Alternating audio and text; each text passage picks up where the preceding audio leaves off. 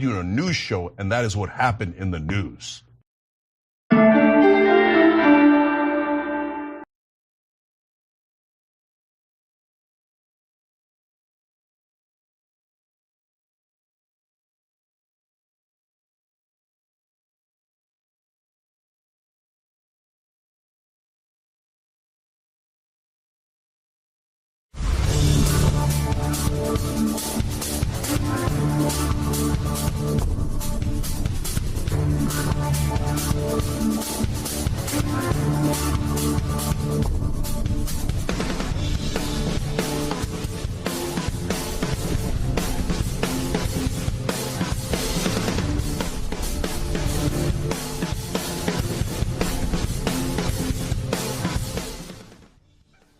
And I just want to say thank you for making it happen.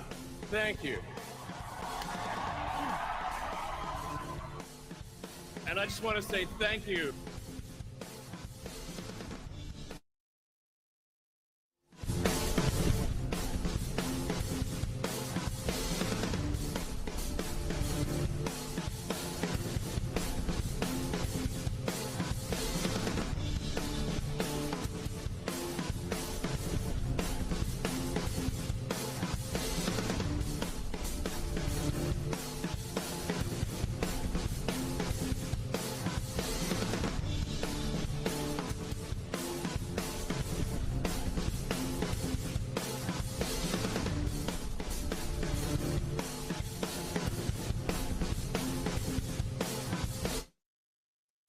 Hello, humans. This is a special, experimental, maybe more frequent soon, Tuesday, or at least early week edition, non-Thursday edition of the live-streamed Power Report. I am your live-streamed Power Report. Live-streamed your Power Report? I'm Dan from the internet. This is the 21st of January, 2025. I'm joined by producer of the show, man who keeps the gears running, basically my overlord, Sachi. Sportello 2025 on many social media platforms. My friend, my dear overlord. I would do the salute you usually ask me to do off camera, but I know we're on camera now, and you explicitly told me not to do the thing that one of Trump's surrogates did. So I'm gonna obey your orders. But I was gonna say, I was gonna give you the daps, right? Let's just do that. Welcome back, everybody. It's a Tuesday. Here we are. Prime fast. We live in hell. We live in hell. Thank you all for joining. Pinkerbell. Nice. Tuesday report. Let's go. Annie Corporate is saying counter programming Fran on Zateo. Bold move. I didn't even know that was happening. But folks should check out either, one live, one not. But things are happening. Things are happening. Pretty much you do a show on any day and you're going to be trouncing on somebody. So, it happens. But we like what we do here and you like what we do here. So we're glad to give you a little bit more of, what is done for more analysis here. Because it's going to be really important, especially as we get more multiples of the past 24, 36 hours that continue to happen. Miss Jen's Cats. Hi, babes. Thank you very much. Good to see you as well. Wanda M. Weirdos, hopefully referring to Elon Musk and Donald Trump and not us. I did love that video of him. We were playing it earlier for folks who are listening audio only. He's dancing at one of the mini inauguration parties. C-SPAN says this is almost 11 o'clock, 10:47 p.m. And, he's doing his, YMCA, Fortnite emote dance. So he's like moving his arms back and forth. But this time he's holding like one of those like fencing swords at something that looks like a joint armed forces like dinner, because you see a lot of like different seals for different folks in uniform with medals. And it's like the contrast between the people behind them in uniform who are like standing at attention. I'm not sure if this is Melania because I can't believe that Melania is this close to him. But Vivek and his wife, who like, sorry, Freudian slip. JD Vance and his wife, who JD Vance is like enjoying it, and JD Vance's wife is like, "Can I get me out of here?" Trying to grin through it, but I think she knows what's going on. Pinkerbell saying like, I saw this live stream for a second. I was like, wait, is it Thursday? Is it Thursday? No, yeah, we're trying this out. I think there's gonna be so much. And thank you, Pinkerbell, for saying that. I think there's gonna be so much going on out there that it's gonna be hard to track it all. And it's important to track it all because I think everyone's going to have an important moment, mission over the next 4 years. I think for Sachi and I and a lot of the other folks you have seen and will see in the future who come on through PowerPort, that will be kind of like chronicling all of this in the most journalistically responsible way we can, making sense through all of the misinformation that spreads on all of these tech oligarch-owned social media platforms, these same tech oligarchs who are now in bed with the very same administration we are trying to cover and therefore are trying to censor these things. More on that later. But yeah, it's going to be so much of a deluge. I think everyone's going to have a different angle of doing it. You can cover this daily and kind of get buried like you did during the first Trump administration. PowerPort took a weekly approach. I think that's like a good approach as well. But I think there's something in the middle you can do with the real amount of damage that a second Trump term is about to do, that we've been warning about for a long time, has already done over the past 36 hours. And so, yeah, this is an experiment. We're not sure how, what this will evolve into, if this will evolve into, but I proposed this like kind of on the weekend or, sometime over the past like week or so with Sachi. Sachi was down to do it. And yeah, he's the person who produces a lot of the shows and picks a lot of the stories that come on through the regular Thursday Power Report. So it makes perfect sense for him to bring his like really smart, witty analysis on the screen in real time. He's usually hanging out in the chats, but yeah, I appreciate you being here. And you put on a couple of the post-election shows as well. So this is just like right on cue. So I really appreciate it. No problem. I'm happy to be here. Well, all right. Yeah, given the circumstances, yeah, you're fired. Wow, way to be the Vivek Ramaswamy of Power Report. Just like barely made it 13 minutes. One day they wouldn't let me do what I want. Dance. I was promised overlordship. I quit. I'm done. It's okay. Ohio is waiting for you, sir. Can't wait. I mean, can we just? I know. I'm not sure. Oh yeah, I mean, as you know, I kind of go through the Sachi most knows out of anyone on earth. I go through this rundown in a random order just based on like how we're talking about things. And so because we were talking about Vivek Ramaswamy, it made sense for us to talk about some of the seriousness of what is going on with Trump 2.0, I guess. And so one initial thing is Doge.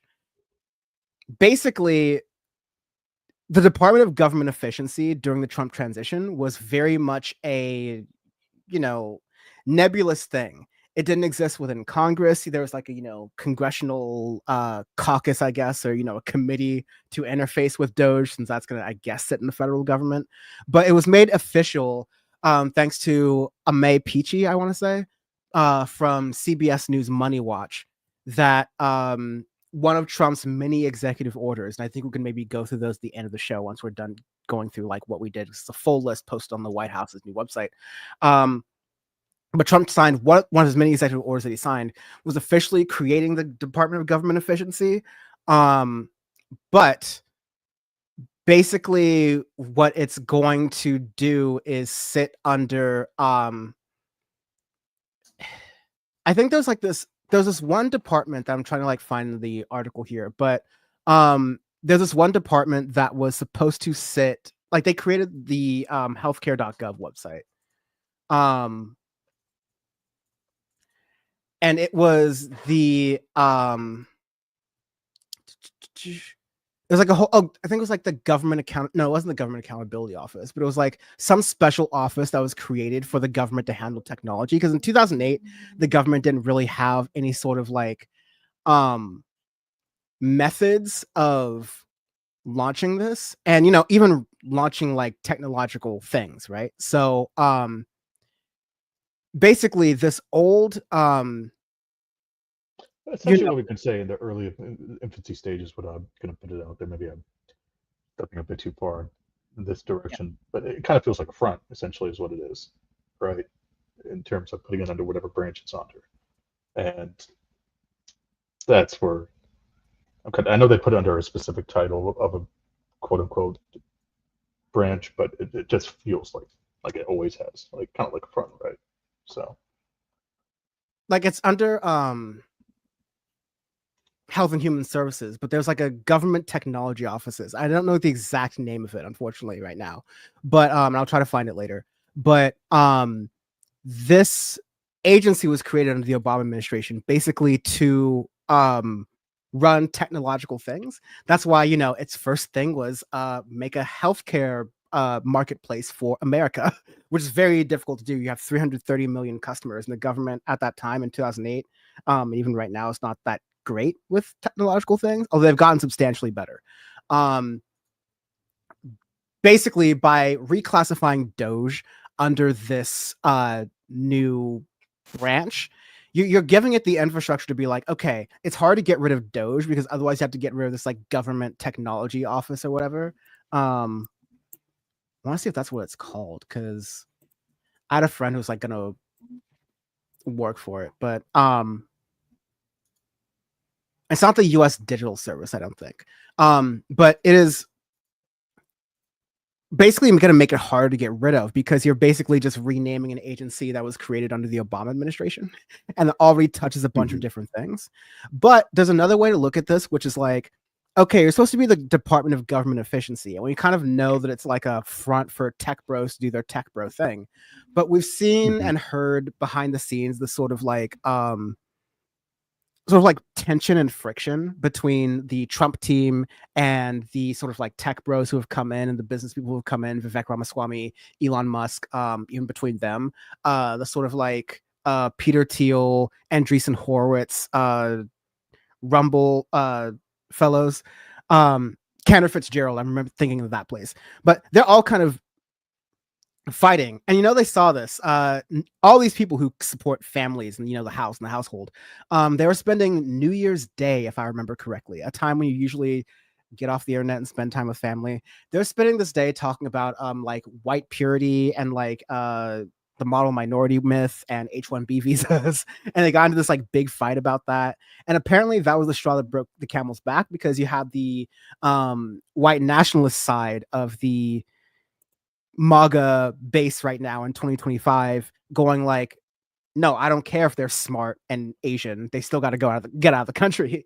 And then you had the tech side like going like, sorry, white Americans and Americans in general are too stupid to work our jobs, and if we hire people from overseas using this H-1B like sort of loophole, we can exploit these workers, and if they act out of line, we can deport them. And so they're much more subservient, and we can pay them a lot of money compared to, you know, many Americans, and way more money compared to like a lot of their opportunities back in a lot of their home countries, but still, you know, an exploitative and abusive context where there's no incentive or real ability for these workers to fight back or have any sort of power. And so I think the H-1B visa program is good, because I think generally immigration is good for this country. When we do it in a smart way, and we do it in a way that doesn't like, you know, unnecessarily bottleneck people who are trying to enter in legally, which is why you get so much illegal in immigration. Like, this goes back to the Bush administration of, if you want to legally immigrate to this country, the process can take a decade or plus, right? And even with special programs, it can still take 5 years or whatever. And so in the meantime, you're going to be working, you're going to be doing all these different things. And if you think the DMV sucks, like immigration, you're going to fall through the cracks. There's going to be some issues. And I guess I'm like trying to say, like, there's a sort of like empathy we have to have for people kind of running through these systems, but there's also an empathy that we have to have for people who are working within these systems. And so this is what it was. I'm sorry, I just didn't read the article, or like didn't like read the correct part, but it used to be the United States Digital Service, and they used to like, they basically primarily work on improving government websites and tech, but that is what Doge is being reclassified as. And so there's two ways I think one way to look at it is kind of like a demotion of Doge, because you're not really doing government efficiency, you're just making the websites work better. Which I'm not gonna lie. I'm not saying the government doesn't need help with, but the way you help do that without involving the tech CEOs is by offering jobs within the government that are competitive with tech jobs, which means you have to pay well, you have to offer good retirement benefits, you have to offer things like, hey, we'll sponsor your gym membership, we'll let you work from home, like hybrid work, or maybe full-time hybrid or full-time work from home, right? Like you have to at least compete with big tech. And in a lot of ways, Elon Musk, I mean, sorry, well, yes, in a lot of ways, Elon Musk and his proxy, Donald Trump, are doing that. But I said a lot there. I want you to get your thoughts in. Well, honestly, that was beautifully said, and kind of what it boils down to. And also, apparently, just a quick update to this too. No, notice I did this, and like my arm is like this, and I did not extend it out, and I did not extend my arm out. Yeah, like there, and it going exactly as I wanted it to go. Yes. I guess the good news that comes, because Doge is essentially, like you said, everything that attributes to kind of an exploitation system. But it also, I guess the good news coming out of this, it's still already facing multiple lawsuits. So this might take some time to actually get off the ground. And by that point, who knows what's going to happen. But another interesting thing about this that I wanted to quickly add on, which is kind of what I think was alluding to the tension you were talking about earlier between these tech bros and even the Trump administration and getting Doge set up. Also kind of relates to Vivek leaving to quote unquote run for governor of Ohio. We'll see what happens. Ohio. You said right. I don't know if you said Iowa or Ohio, just being clear. Ohio. Yeah. By the way, is my mic okay? Because I know Pinkerbell was saying that there were some issues. Can people hear me okay? You're super low. I'll try to adjust you on my end. But thank you for pointing that out, Pinkerbell. You're pretty high on my end, actually. So if there's any way you can adjust your mic and make it higher, I would try to. But Pinkerbell also says it's better now, so I think we should be good. Just make sure you're speaking close to whatever your mic is. Copy that. But I think an interesting thing about Doge and in general these tech bros coming in and taking over this administration is I think Trump himself kind of like, you did your part, you gave me my money, I'll go do your thing, right? And that was part of it. And Elon's not going to go away, and he wasn't going to go away during the campaign. And I think Trump wanted to get rid of him. And so this Doge kind of capacity, again, it's not really going to be government efficiency, like you said. It's just going to be an exploitation system. And they kind of, I think, maybe I'm wrong with this. I'm wrong with this, but I'm thinking Trump wants to put Elon in his corner, right? This is his way to be able to do that. You're like, go play with this, right? This is his opportunity for him to do that. Which would imply that, what we've kind of been speculating / hoping is that Donald Trump would eventually be like, okay, Elon, you've worn out your welcome. I'm going to demote you. And if you keep wearing out your welcome or, stretching your arms, then you're going to get voted off the island. Yeah. So, I mean, again, it's just another one of those little, I guess you can call it loopholes, putting under, what was it, the Department of, what you said it was? It used to be the U.S. Digital Service, the United States Digital Service, which is now the Department of Government Efficiency, which is, close an acronym, but, no cigar. But yeah, this was the department, and I knew some people who interned for this office. It was really just like, they built healthcare.gov. It wasn't great, but you had a lot of young folks about my age, mid to late 20s, who saw what had happened with the healthcare website and saw the potential that, a government with the power of all the innovations that tech was having over the past couple years could have. And so they were really interested in working for the United States Digital Service. But moves like this, and there are many more moves to talk about like this, only serve to demoralize the people who worked there for good reasons. I'm not just saying good subjectively. I'm just saying, if you wish government were more convenient and you just hate government in general, so much so that you just want smaller government or no government at all, you're going to realize that companies are just as bad, if not worse. Private companies are just as bad, if not worse. And what you really want is a service that is accountable to you via a government of people you can kind of vote in and out, but a service that at bare minimum works and functions, like uses the latest technology and works in a seamless way that is comparable to private solutions that work well at their best. So this is just one of many moves that is going to demoralize a lot of people who are working in the executive, like in the executive branch, who work for government things. Like they say government bureaucrats, and these are all like right-wing terms that have been co-opted, but these are people who work for the government like they would for a company. It doesn't matter what administration they're working for. They are just doing a job because they know how to do that job well. And truthfully, that job is more to what the government does regardless of political party, and less to like, every 4 years you change your director because when you do that, you get instability. And when you at a company, when you change your CEO every 4 years, those are usually the most unstable companies, right? So I think if you want to really play out these sort of comparisons between smaller government and outsourcing things to the private sector, really got to be more critical about the private sector and be more aspirational about what government can do. But all these measures are just going to be really bad for the people who are working in the government. Mm-hmm. Absolutely. Yeah. I did also want to mention, like, kind of with that, one of the big things, and there's a number of different like big executive orders that have happened here. NPR has a good rundown of some of the big ones. I'll put right here on the screen that he signed a freeze on all federal hiring except accepting the military and a number of other excluded categories, and that it doesn't mention here, but it is requiring federal workers to return to office in person. And there's a number of reasons this is wrong. Like, first of all, we all know, and we have seen in different ways, that remote work has generally led to greater productivity across the board. And there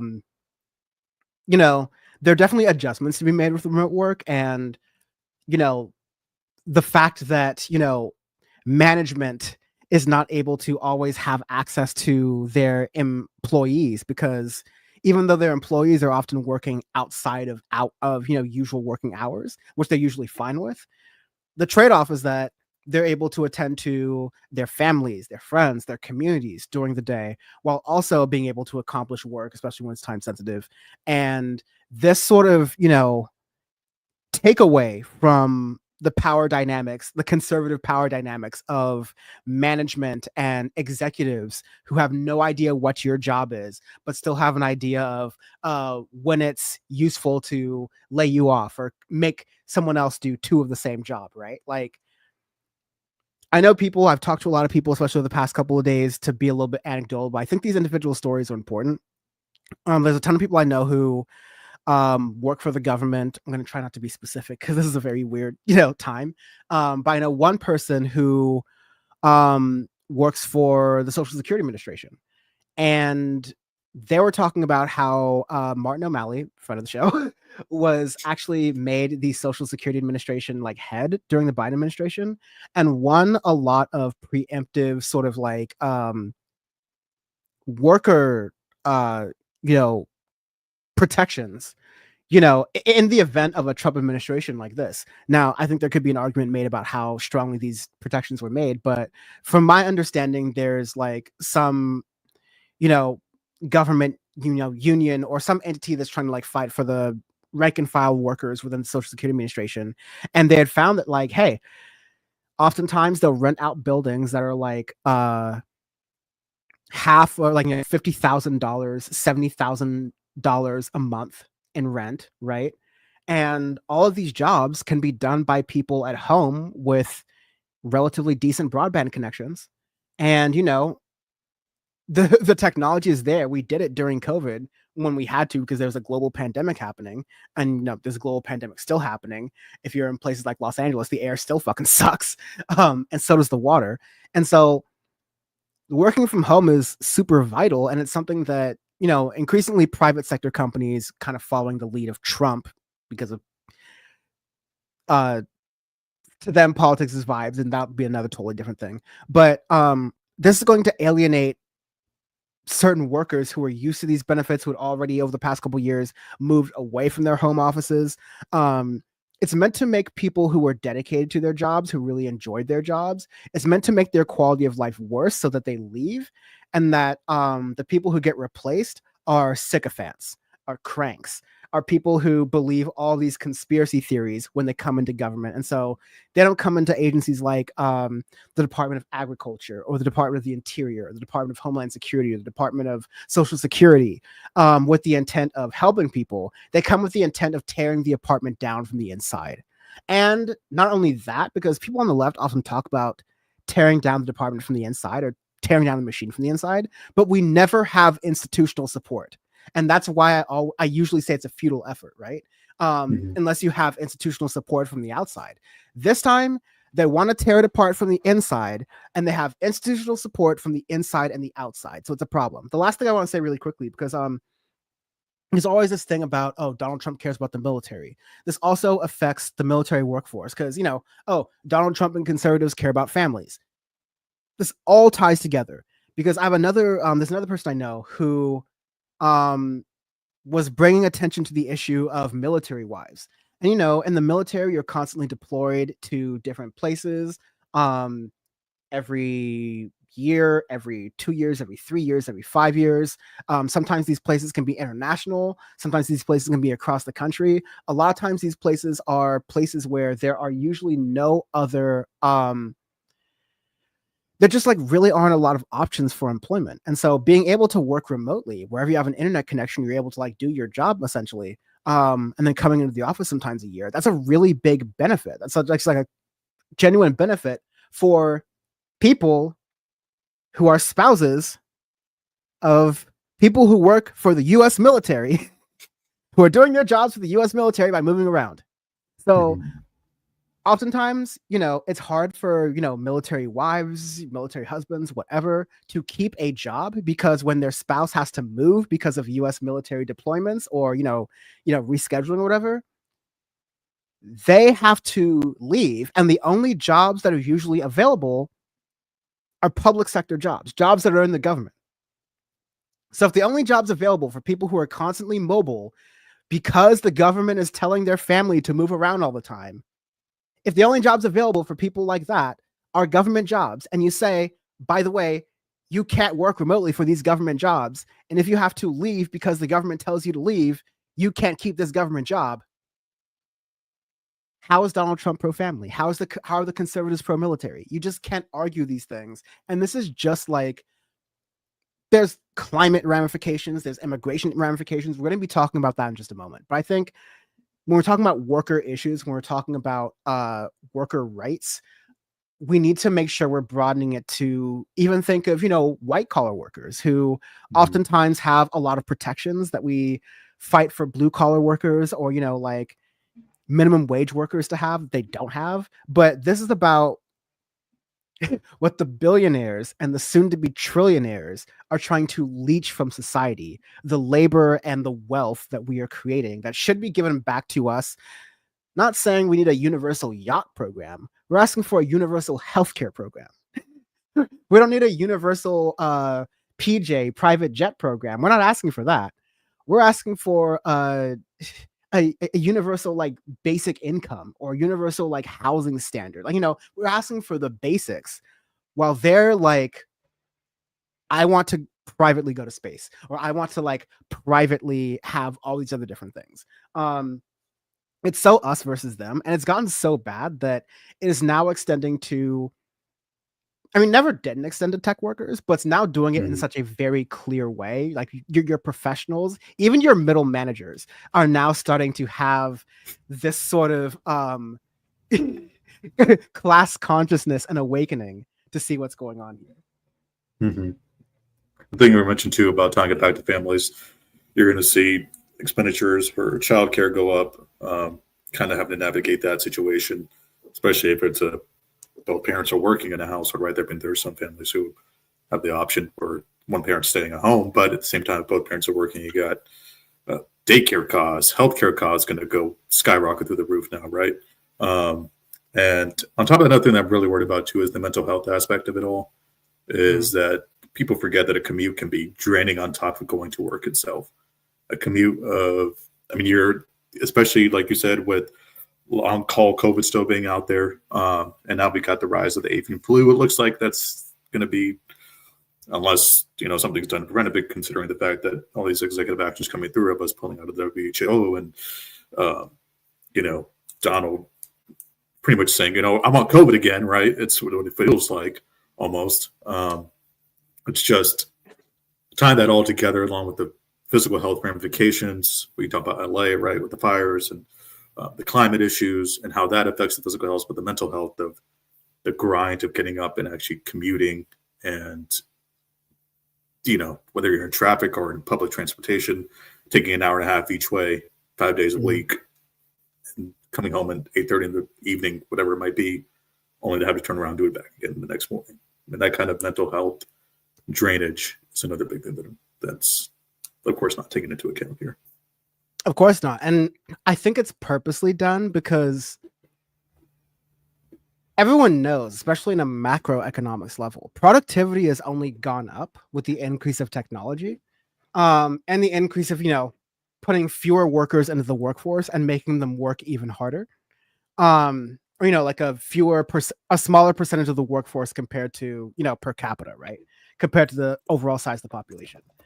With an increasing sort of like, amount of people who are not even in the workforce, because that's the main part of the employment rate.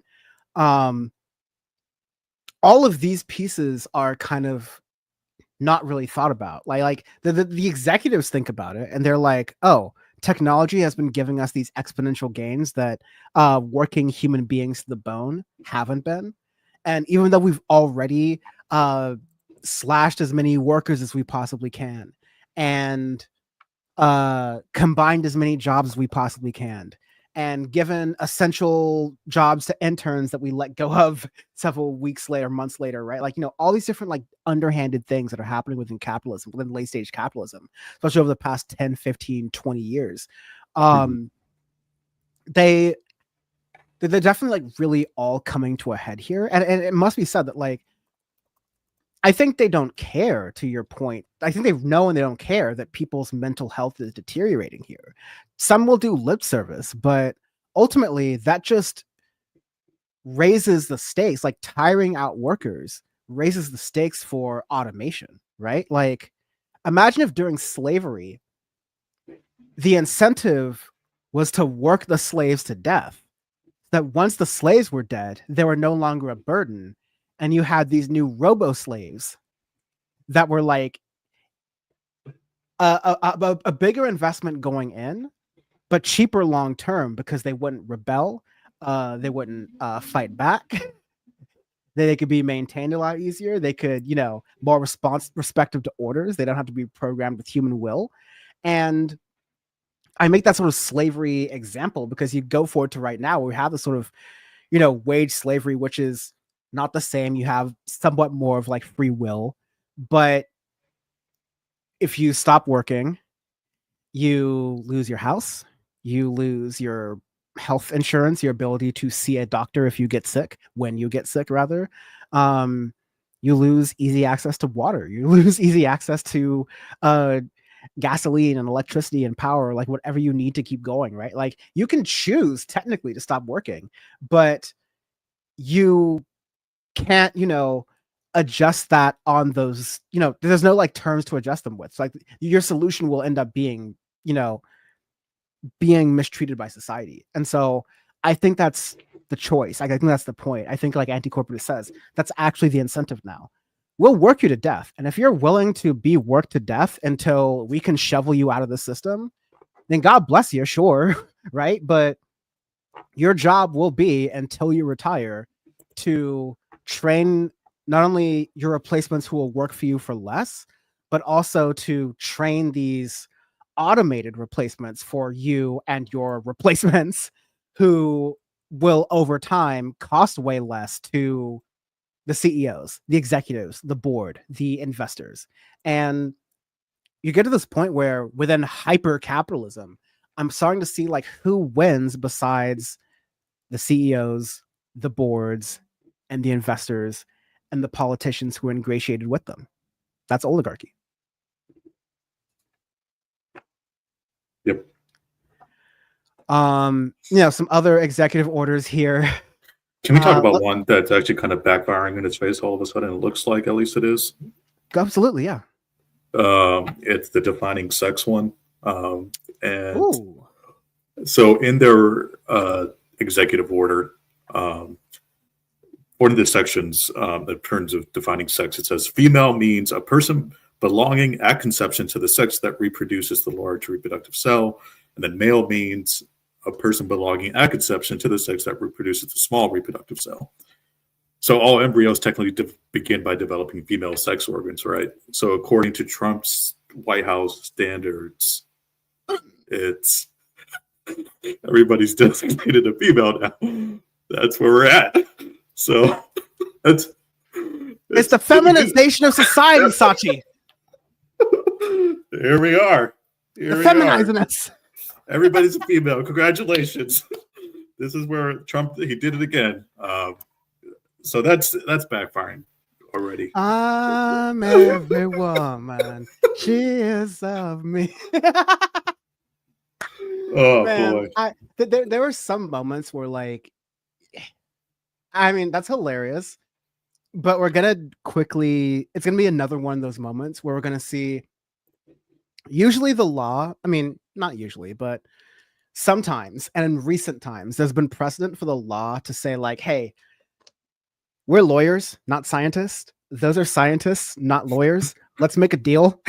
Let's collaborate and let's figure out what is their truth. And then let's translate it to like legal truth, which are not always 1-to-1, but it's usually like 1 to 0.89.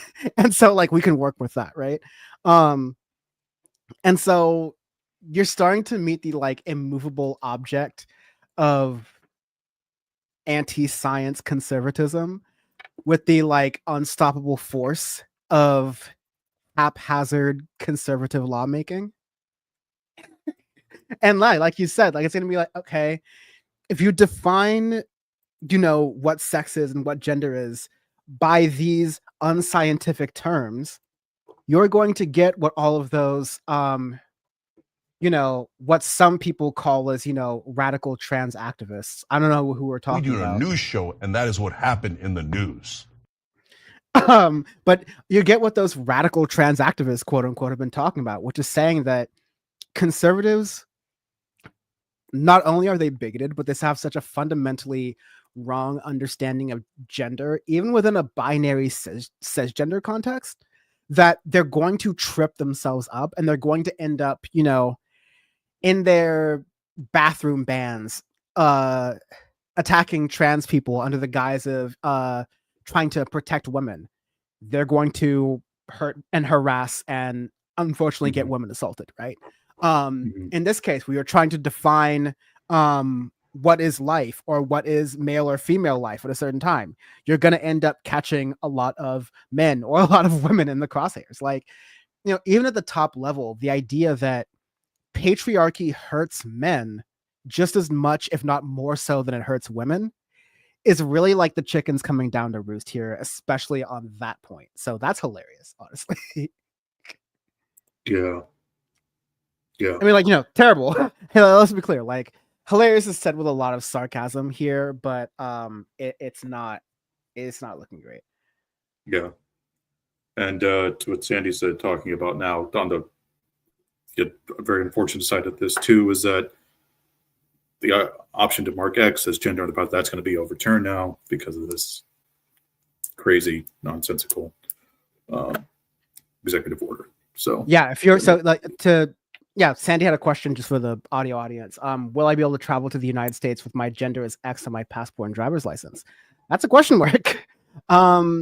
If the US doesn't recognize that, the question is, does the US recognize that from other countries that, do recognize that, especially other countries that, supposedly have good relations with each other. But, with the United States having a conservative government, with Canada most likely soon getting a conservative government, with a lot of other conservative governments around the world, I would imagine that there could be some problems and some issues with that. There's definitely some issues confirmed with people who are internally in here, but yeah, externally it's a little bit unsure. But if you had any particular trips to make to the US, you might want to make them sooner rather than later. But yeah, people are already having issues there. And according to Sachi, apparently the Trump administration is looking to upend even people traveling to the United States from other countries with X in their passports. Like if they don't recognize that, and that's effectively a ban on trans people entering the country on what grounds, I'm not sure. And, you know, it may be up to international law and protections and the EU and other entities to move international transgender rights a little bit forward here. So yeah, And maybe that comes out of that. I mean, I know words only mean so much, but the silver lining out of all this is there's going to be a ton of legal pushback. You got ACLU, I think, of course, will take up cases, and that's the silver lining. As much as bleak as the silver lining is, these as it feels right now, that is the hope for sure. Hopefully so. Hello to just call me Megan. Good to see you. Great name. Apparently friend of Sachi, so good to see you. And Lefty says, "Boo, how am I supposed to meet my American boyfriend?" Well, when I get one anyway. I don't know if that's the citizenship you should be chasing, honestly. Just friendly advice. I don't know, maybe somewhere in the Balkans at this point. Sachi, did you have I mean, we're kind of going through executive orders because that was the big thing going through here. Were there any other ones that you that came to your mind that I guess the rescinding the lowering prescription drug prices, which is just a big layup for big pharma, of course. I mean, that's pretty self-explanatory, but I mean, we just highlighting that again. Oh, no. It's not only is it self-explanatory, but like there's an important point to be made that going back to earlier, what we were kind of talking about with the executive order to mandate that federal workers return to office, right? Like, not only are these meant to make individual lives of people worse, but they're meant to make certain industries do better. Mm-hmm. Because going back to that return to office mandate, offices cost money. Most offices are not owned even by the government. The government may help build those buildings, they may help finance those buildings, but oftentimes the buildings that the government's leases or like rents out, especially in like big urban dense cities where they oftentimes can't build out buildings on their own, and they need to build those out in like downtowns that already exist or whatever, those rents are expensive. And so if you're really talking about efficiency, you're going to look at the efficiency of, you know, it's messed up in another way, but at least it gives you the worker a little bit more power. But offloading the costs of rent and having and maintaining an office to your employees with the giveaway of like, okay, yeah, instead of paying rent, we're going to expect you to maintain an office in your house, you know, however that is. But we're going to, you know, let you work from home. We're going to let you have a little bit more of a work-life balance, right? When it comes to, so this comes to like what works for regular people. When it comes to the prescription drug thing, I'm again going to like, okay, how does this help regular people? It doesn't. It only helps people who have like multi-million-dollar businesses. With the federal work mandate, it helps commercial real estate because it's all of these people who own these office buildings who are like making rent, who are like, hey, if people don't return to office soon, these companies might decide that it's not worth it to continue renting here. And I'm going to be underwater with this property that I shouldn't have bought, because it's always, you know, those are the strings of capitalism for you and poor people, but it's always too big to fail for the millionaires and billionaires. So the millionaires and billionaires are afraid of failing in that they invested in all this commercial real estate, this expensive commercial real estate, and they're realizing there's no more demand for this because people don't need offices anymore. And rather than, adapting and saying, okay, there's no demand for commercial real estate, but there's a lot of demand for residential real estate. Maybe we should, push the government, push reconstruction, push redevelopment, push rezoning, whatever you need to do so that we can make money off of this property that we have. But instead they're like, no, that's a lot of work. And that gives me and my class of people less power. So yeah, sorry, we're going to have to bring people back to the office so we can justify these rents again. I'm sorry, we're going to have to raise these prescription drug prices so we can continue making gangbusters profits at all these medical companies.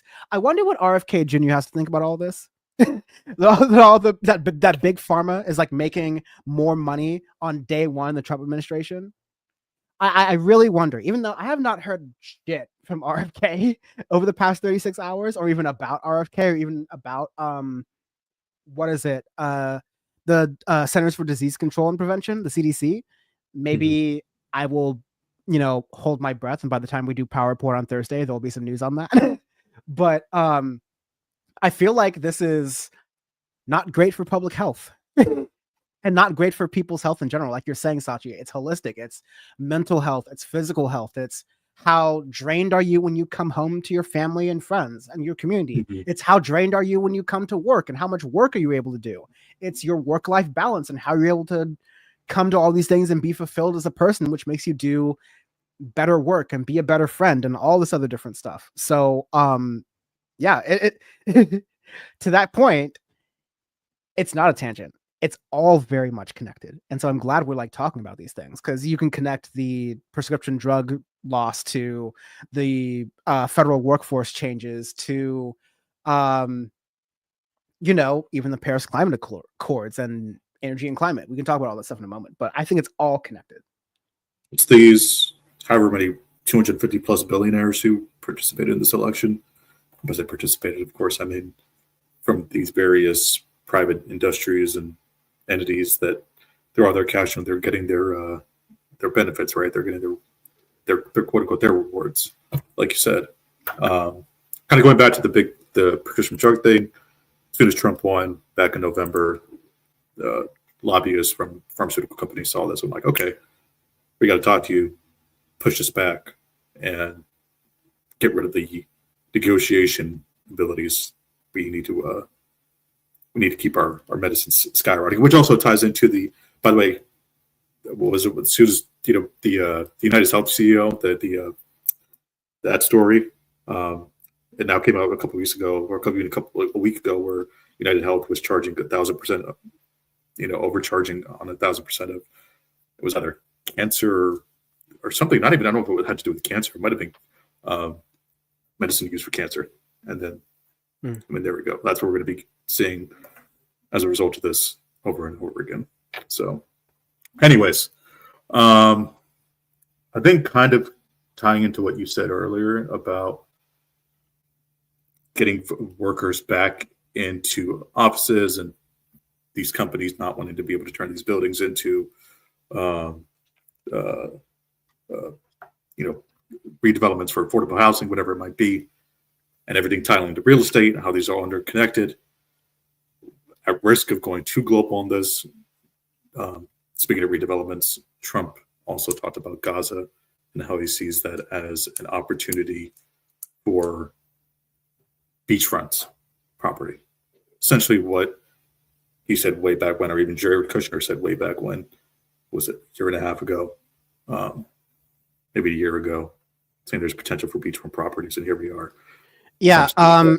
Mind if I play that clip that you prepared just on that, where Trump is talking about Gaza? Yeah.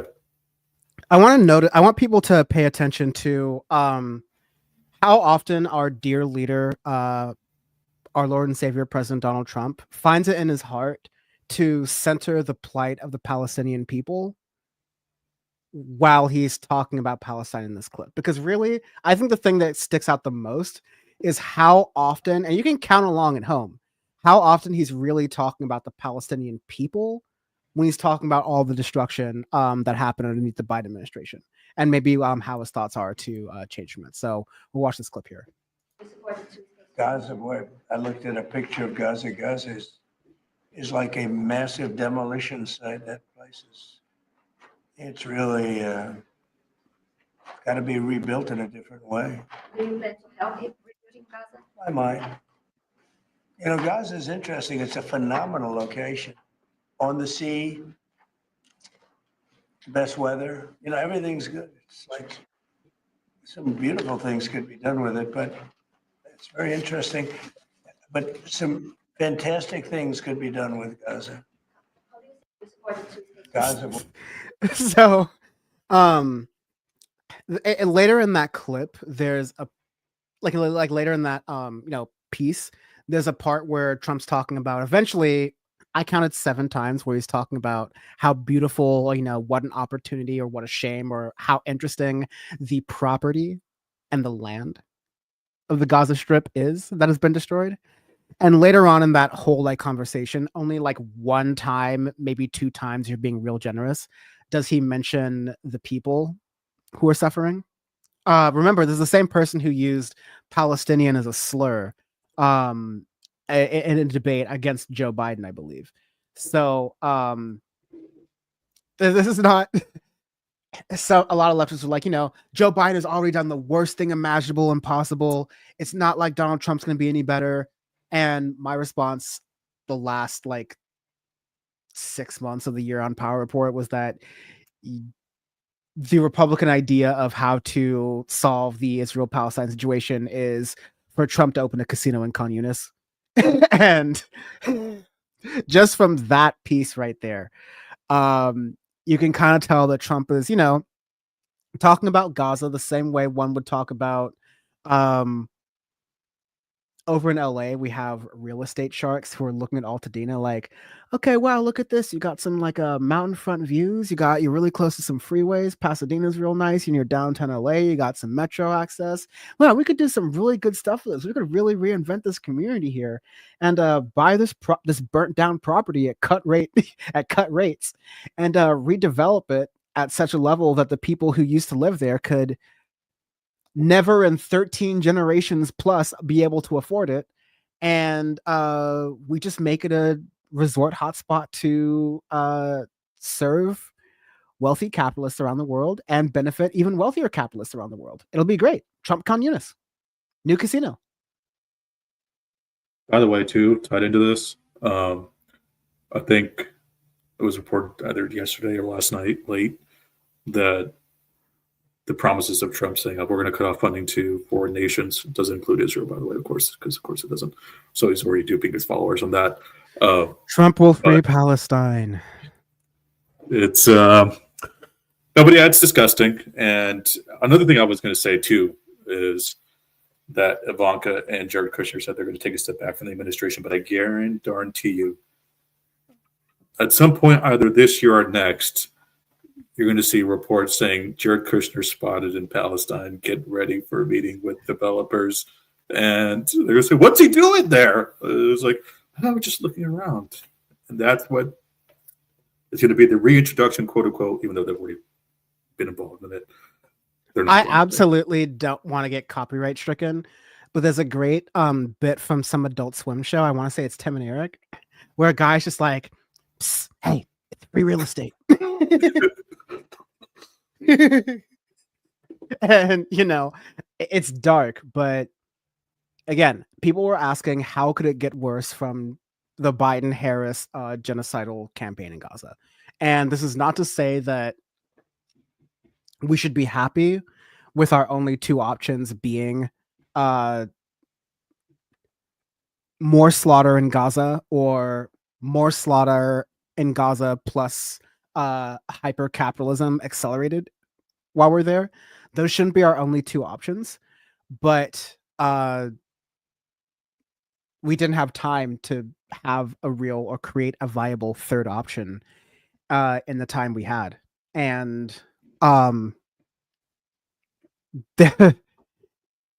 to relitigate the 2024 election, but even when you combine all the third parties in all of the like crucial states, there would have been no swings. There would have been no like, tips over to either candidate. It wasn't that Kamala Harris lost third party voters. It was that Kamala Harris, the Democratic Party, lost voters, period. Like end of discussion. And I even think that some of those people who like didn't vote, I understand a lot of what they did, but I don't even know if they understand what fully they did until today and the remaining 4 years of the administration. Because I think people are starting to see like, oh, that Elon Musk like Sieg Heil thing was not AI generated. Like he posted it himself on his own Twitter.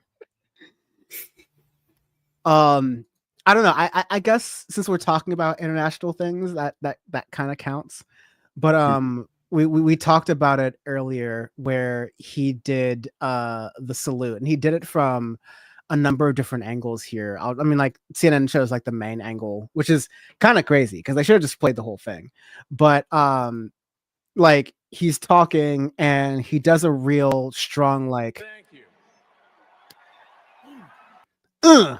and that like smack you here for the audio thing is like him smacking his hand on his heart and then like thrusting his arm out. It's really it's a bit of a bugger, let me tell you that. It's a bit of a bugger. But I think you're seeing a lot of normies who are seeing that kind of stuff and they're like, I don't know if this is I was about to use some dodgy language there unintentionally.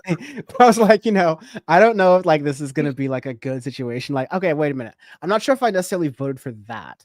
I've seen that on the History Channel.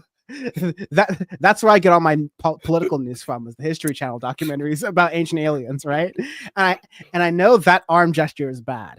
I've seen enough Family Guy episodes to know what that means. Like we're getting to a point where like even the dumbest Americans know what this is, and yet still you have people going, oh no, it's just like it's a Roman salute. It's a solidarity gesture for people you respect in battle. Or you've got people who are saying Elon Musk has autism, that's what it is. And in turn, they're spitting in the face of the autistic community who, essentially saying, oh, autistic people give Nazi salutes every day. What are you talking about? Right? Like that's kind of what my God. You got people who are actually saying it's the autism, it's not Elon, it's the autism. Oh my God. Which it's just disgusting. But that's what we're getting defensive. I've read that, but it's worse when you say it out loud. Yeah. Right? Because I'm thinking about that. I'm like, so you're comparing people with like, learning disabilities, or like they learn in a different way that's like not conventionally accepted by society, or maybe they have different physical different abilities, like maybe they have like muscle spasms or whatever, right? Or cerebral palsy, or like something that makes their bones weaker or less controllable, or their nerves or whatever, right? You're really comparing those people with like beautiful souls and like very much, for better or worse, like divorced from all of this like political thing and just like living life as it comes to them every day as they can. You're really using that as an excuse for doing a neo-Nazi salute at the same breath as you've been meat writing this guy for the past several decades, calling him a genius. Mm-hmm. Like really? Like that should just show the joke. Like I feel like, and I want to get to like a kind of like a Dan special investigation here thing in a minute. That was like talking about with my like screen recording, but we are living so much in an attention reality where it's not even that Elon Musk is the wealthiest man in the world. It's that he is the most attention grabbingest man in the world, right? Mm-hmm. Even more so than Trump, because Trump is losing steam mentally and physically, but Elon Musk is buying social media platforms and taking massive losses on them so that he can pass on right-wing ideologies secretly or not so secretly. More on that in a moment. And he's endorsing like the Alternative for Deutschland, the Alternative for Germany party, which is basically the direct descendants of the Nazis. He's endorsing right-wing parties across Europe, across the former ally or the Axis powers, right? Like, there's very little. All the people who are concerned trolling and saying, "Nah, he's not a Nazi. You can relax." It's starting to get kind of harder to change that. It's getting gross to that point, but I was noticing because I have through my random blue check mark that I'm still not necessarily sure how I got. I've been having access to Grok, the Twitter XAI sort of thing. And I've been getting these sort of examples of how it works and how to use it, but only under certain tweets. And so recently, Elon Musk has been going on this sort of like warpath against Wikipedia. And he's now weaponizing artificial intelligence, his own artificial intelligence, the one that he controls the most, in order to do it. And I think it's interesting because you're seeing a lot of like, tech forward normies saying almost authoritatively, like, oh yeah, well, you may be telling me this, but I just asked ChatGPT and it told me a different thing. Like as though this is the all-knowing computer. Like the marketing has worked way better than the marketing has been. Because even the marketing wasn't it's an all-knowing computer. The marketing was like, it'll help you make lists and plan vacations, right? Like people are already saying, no, whatever this thing says about politics is true. And a lot of them are trolls and a lot of them are bots, but like this is very important that you have what I have at least can see enough of. I've seen enough in this case of Elon Musk using Grok for his political thing. So this is just a screen recording I did from one of my devices just today, where there's a post from Elon Musk kind of in the middle here. And it says, since legacy media propaganda is considered a quote unquote valid source by Wikipedia, it naturally simply becomes an extension of legacy media propaganda. And he's quote tweeting a post that is referring to Elon Musk's speech where it appears where he gives a Nazi salute. The specific words that Wikipedia says is that in his speech during the second Trump inauguration, Musk twice extended his right arm towards the crowd in an upward angle. The gesture was compared to a Nazi salute or a fascist salute. Musk denied any meaning behind the gesture. That is journalism. Because you're describing what happened. You're saying that he extended his right arm towards the crowd in an upward angle, and you can stop there and anyone can decide what that means. They're saying that the gesture was compared to a Nazi salute or a fascist salute. It wasn't compared to that by Wikipedia. It was compared to that by fucking everybody. Like, never mind the fact that in Germany, where they kind of made the Roman salute go platinum, if you will. Never mind it's illegal to do that salute in public in Germany and in a lot of places in Europe. But there's a great tweet that was like, if you think that what Elon Musk did was there's no problem to it, do that tomorrow at work. Make that gesture tomorrow at work on a call. Yeah, go ahead. Just a quick aside to this before you play this. If you're just wondering the times that we're living in right now, and the organization literally called the Anti-Defamation League literally said Elon wasn't doing a Nazi salute. It was just an awkward hand gesture. He made it in a moment of enthusiasm. And it's we appreciate that people are on edge at this moment. And this is the same organization headed by Jonathan Greenblatt. I don't know if he's still heading it, but he said people saying Free Palestine are essentially terrorists and neo-Nazis, right? It's college students who are protesting the genocide. So that's where this is also a website that in 2023 and late 2023, when Elon Musk's Twitter takeover changes were just like, really starting to be felt on the website. The ADL reported the rise of anti-Semitism that was happening on the website. And Elon Musk basically threatened to sue the ADL for billions of dollars, which is the issue, is that like when you have the power to, you don't have to be right in the lawsuit, but if you have enough money to find and burn through every single lawyer who will waste time clogging up the courts with ridiculous arguments they have to listen to because of how our legal system works, then the ADL has to fight all those. And then it's just a game of money chicken to whoever has the most money, and whoever falls into bankruptcy first loses. And because there's no actual case that goes to court, it's always going to be the opponent. So whoever has the most money wins. I want to note that even with my profile, that I'm getting like XAI sort of like suggestions, but I think these will be relevant to check later, because I feel like these XAI suggestions, even if they're in beta and even if one day they show up on all of these tweets and everyone's tweets, they're like the house's community notes. These are Elon Musk's community notes disguised as artificial intelligence. But yeah, when I was talking about this tweet here,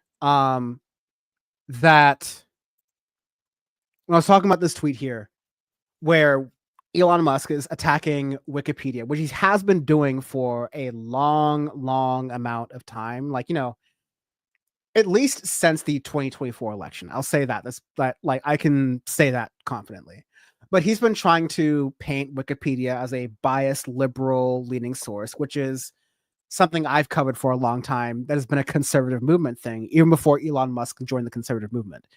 Fox News and, the American Legislative Exchange Council and PragerU and Charlie Kirk, you have to believe the lie that all media that isn't them is liberal media.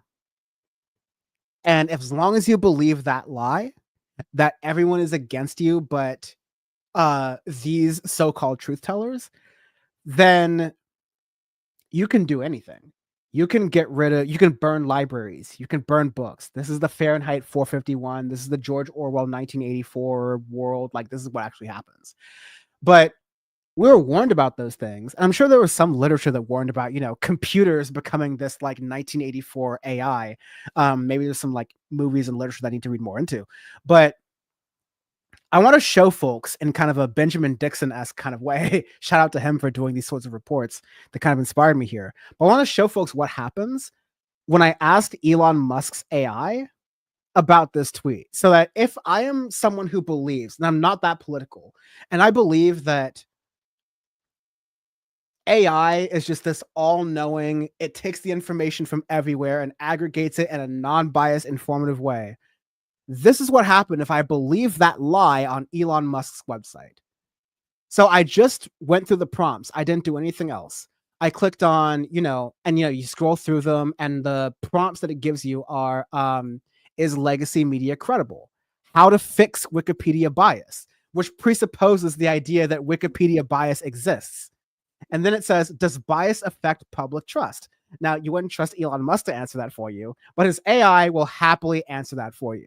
But I just love that, like, under his tweet and his tweet only, the idea of how to fix Wikipedia bias is like so clear right there. So you ask Grok, and I put this in, and the first thing it says, and it's like AI summation, where it gets from sources such as Russia Today, Elon Musk's own account, and End Wokeness. But the first bullet point is, quote, legacy media's credibility is questioned, with some suggesting it has become an extension of legacy media propaganda, as noted by Elon Musk.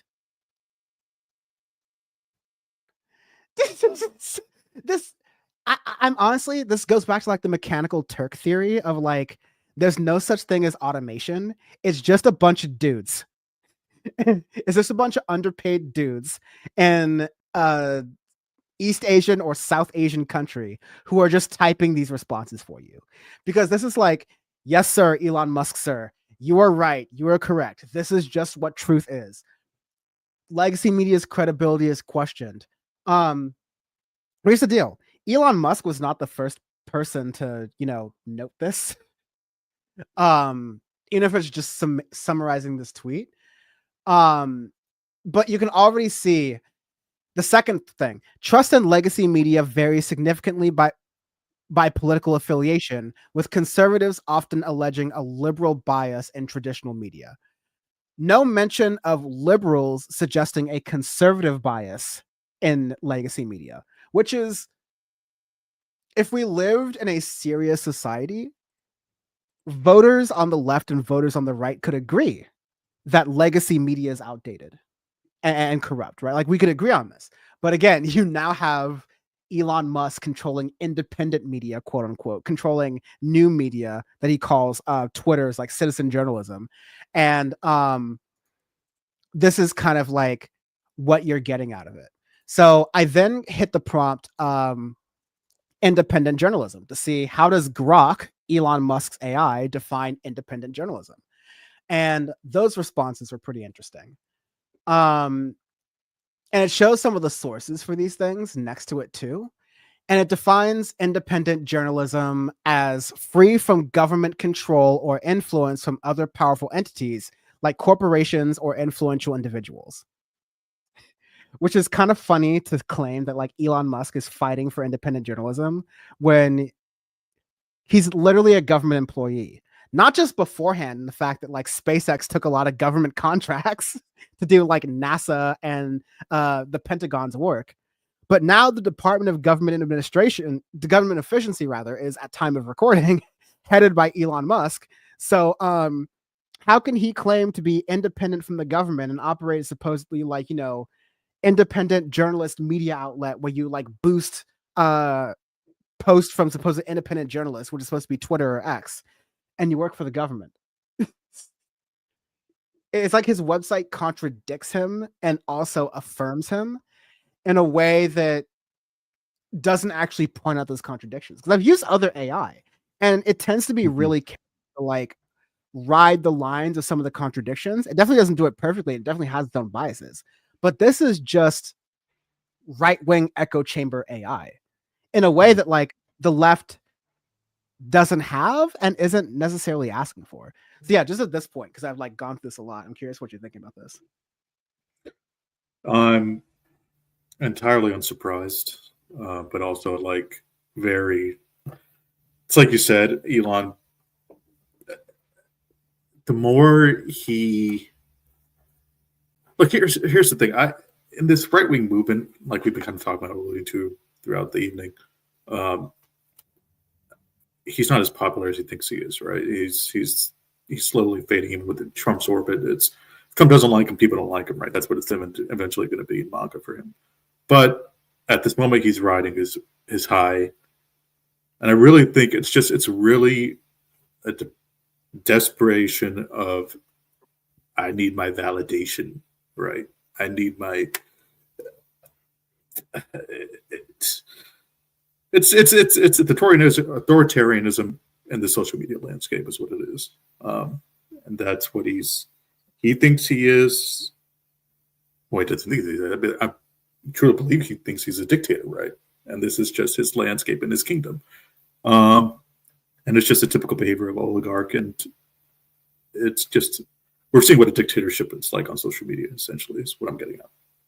No, I agree. I think, like you said, we're also hitting the immovable force and the unstoppable object of Donald Trump wanting to feel like he is world leader, and Elon Musk wanting to think he's world leader. Yeah. And Elon Musk thinks he is world leader because he has more money than God, and Donald Trump thinks he's world leader because he has more military might than God.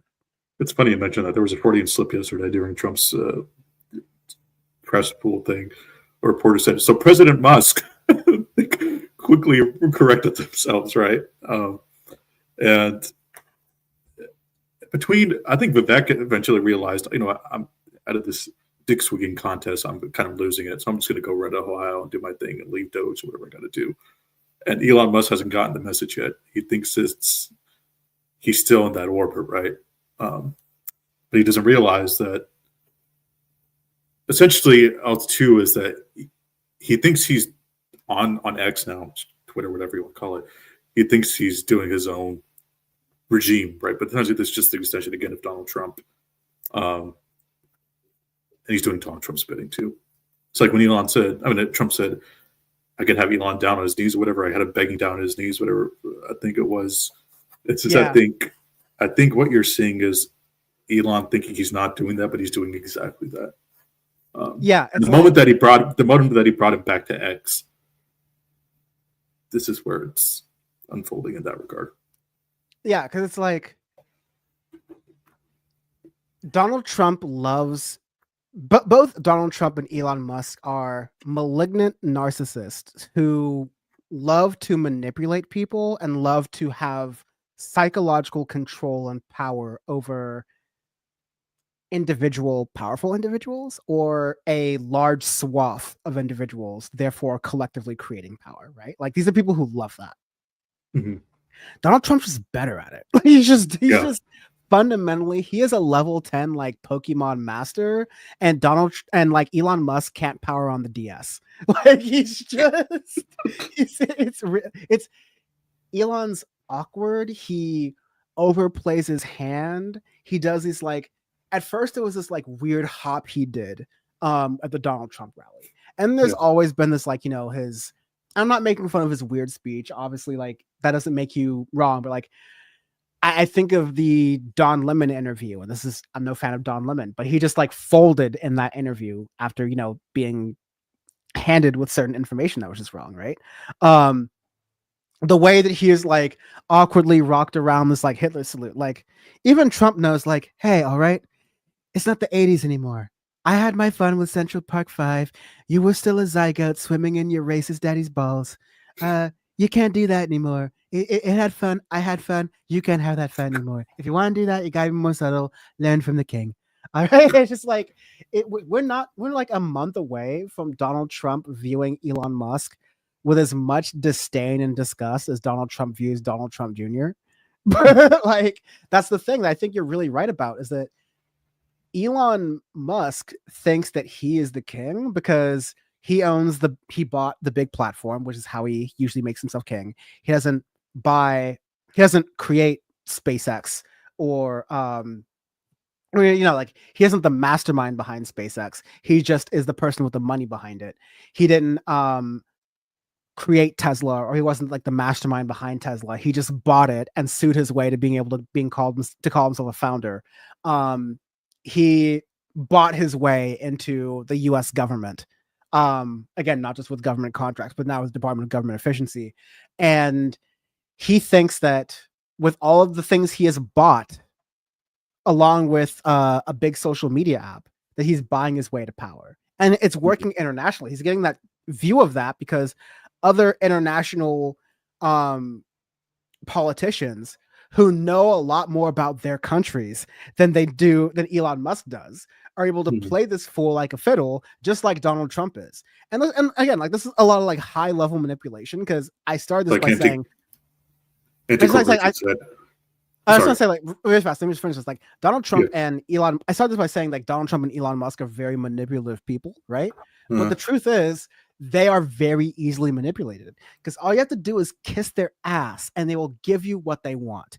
And especially because both Donald Trump and Elon Musk are not only extremely ignorant to American politics, but profoundly and obscenely ignorant to world politics, that fascist politicians around the world can play them like a fiddle. And it's not only an indictment on Donald Trump and Elon Musk that it works that well, but Elon Musk has money, and he doesn't know the campaign finance regulations of all the countries he's fucking with. And he doesn't have the, legal power that he thinks he has in the European Union and Asia and all these countries he thinks he's fucking with. That's why Elon Musk is like playing his hand very carefully with China. So like, he's going to learn very quickly that unless Elon Musk gets out of SpaceX and starts investing in the Wagner Group and gets his own private military to rival the size of the United States government, he is not, in fact, as powerful as Donald Trump, and Donald Trump is using him as his bitch. And if, I can see this happening where like Elon Musk gets kicked out of the government in the next 3-6 months, and he has this vendetta where like he plays nice with conservatives but tries to like mount his own campaign or like use his own proxy. But I think by that point the public will be able to see like, oh, this is a person. This is a particular person. And like for MAGA, that's going to be maybe toxic because he's like too outwardly Nazi. And for some of MAGA, he's not going to be. And there's going to be some of MAGA who's like pro Elon Musk now and see he's him of the future. And I'm just like, let him fight. Let them fracture, because they're trying to divide and conquer the rest of America, the rest of the world, the rest of the broader working poor and working class of the entire world. And they're trying to divide and conquer us. And if they can divide and conquer themselves, let them fight. Let them fight. Okay, sorry, what were you going to say? Yes. No, I agree with that. It was just a comment that Anti-Corpus is making, that Elon's doing Putin's bidding, and you alluded to that as well. It's like other world leaders are playing him like a fiddle. We saw it happen again, say what you will, Russiagate, whatever it was, 2016. Now we're seeing, his presence on social media at the time, not as much as influential. But as soon as he bought X, it's like, okay, I can use this guy as a tool, as a device now. But yeah, absolutely agree with everything you just said. It's two guys who have very devoid from reality, essentially, simply put. 100%. Their perception of themselves. Going back to like my Grok analysis here. So I asked about independent journalism, and the first entity that Grok mentions in its entire sort of like, screed on independent journalism was Wikipedia. Again, it says there are challenges that independent journalism faces. One of these bullet points, there's financial viability, legal and political pressures, all three of which Elon Musk plays a role in making worse for journalists. But the bias and credibility feature bullet point says, there's an ongoing debate about the credibility of different media outlets. For example, Elon Musk has suggested that legacy media, often seen as part of mainstream journalism, has become an extension of propaganda due to Wikipedia considering it a valid source. This raises questions about the perceived ideological bias in media reporting. Wikipedia is not a news outlet. Wikipedia is not a news source. It is a publicly sourced encyclopedia that has volunteers from around the world, from various different political backgrounds, who adhere to a certain set of Wikipedia guidelines and police each other based on those guidelines. And it has been one of the longest lasting examples of like the most idealistic version of the original internet that has existed, which is like, it's a nonprofit organization that runs on donations that you use for free when you're young and you can't afford it, and you chip in a couple bucks when you're older and you can, because it provides a source of truth on the internet that is increasingly filled with marketing spin and advertising lies. And as you can tell from this AI, it's still being like, okay, let's mention Wikipedia here and let's like throw that in too. So like that was just incredibly shocking. I think I did independent media funding too, and I may go through this some other time too, but even again, when you ask about independent media funding, it says like, okay, crowdfunding is a way that independent media works. Sometimes there's grants and foundations. Sometimes there's investment funds. And quickly reading through this, there isn't really a lot of criticism about how, crowdfunding can be good to democratize your audience, but it could also lead to audience capture. So if you say something your audience doesn't like and they all leave you, even if you're true and correct, that can be an issue. Grants and foundations and investment funds can still be susceptible to the same type of forces of power and influence that we've talked about ad nauseum throughout this entire episode, throughout this entire year, throughout this entire show, that many leftists have talked about, etc. Right? Public support and donations.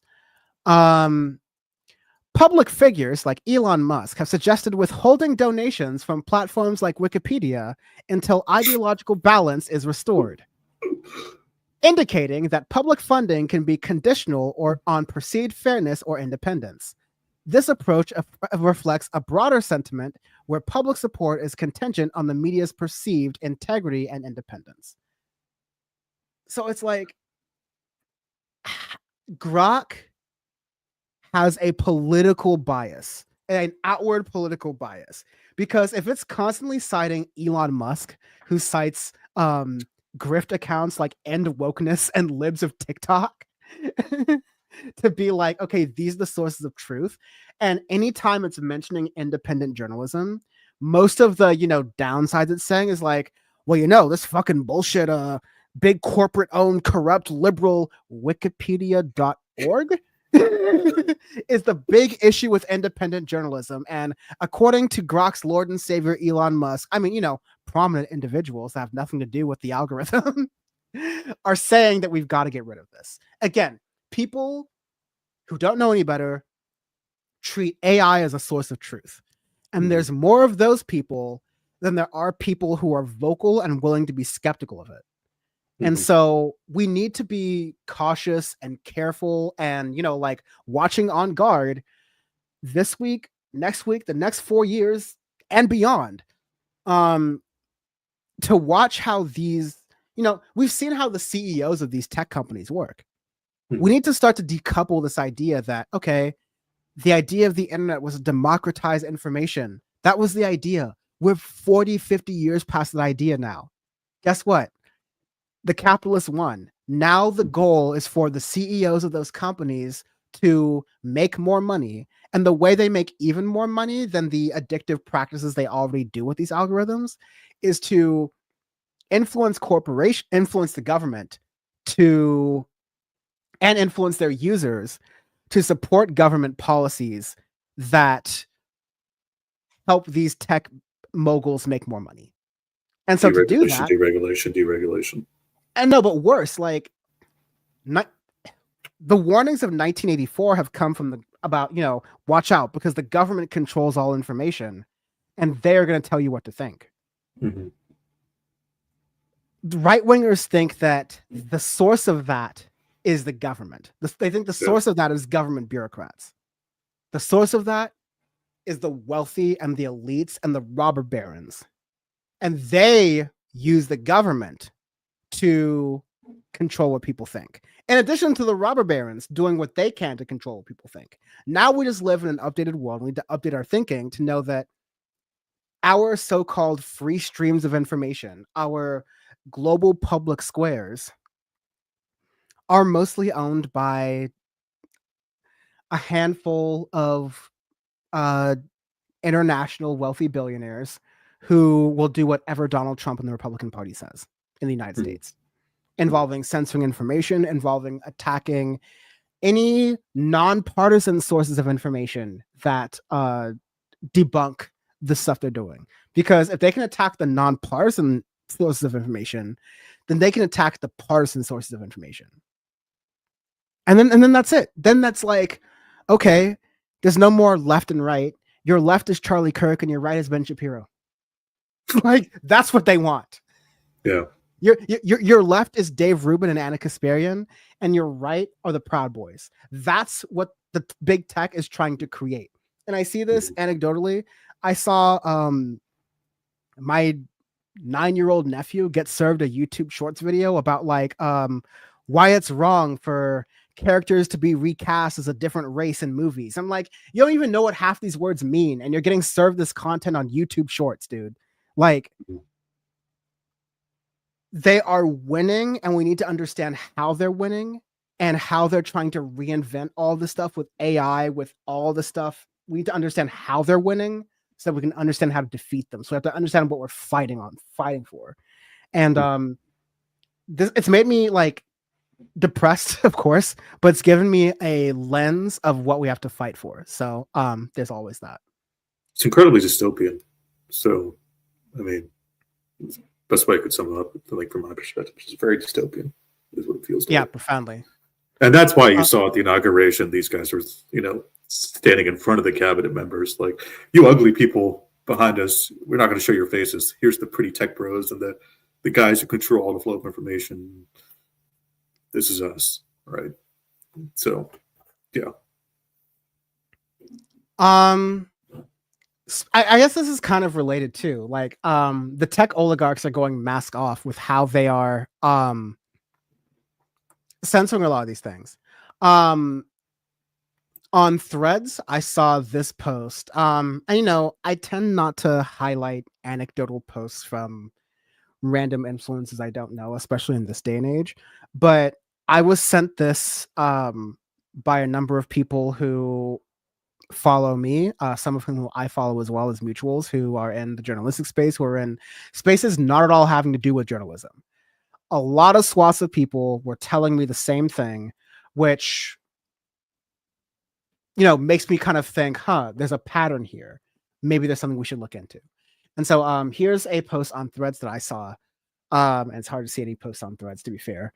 But this person, Destiny and Stark, had said, Meta has hidden Instagram content in searches for Democrat-related hashtags, including hashtag Democrat, hashtag leftist, hashtag Kamala Harris, hashtag Joe Biden, hashtag liberals, but has not hidden Republican content for hashtags such as hashtag Republican, hashtag voter ed, or maybe even voter ID, hashtag Donald Trump, or hashtag conservative. I was seeing stuff that was like on TikTok saying that if you said fuck Donald Trump or fuck JD Vance or fuck Zuck, that was censored.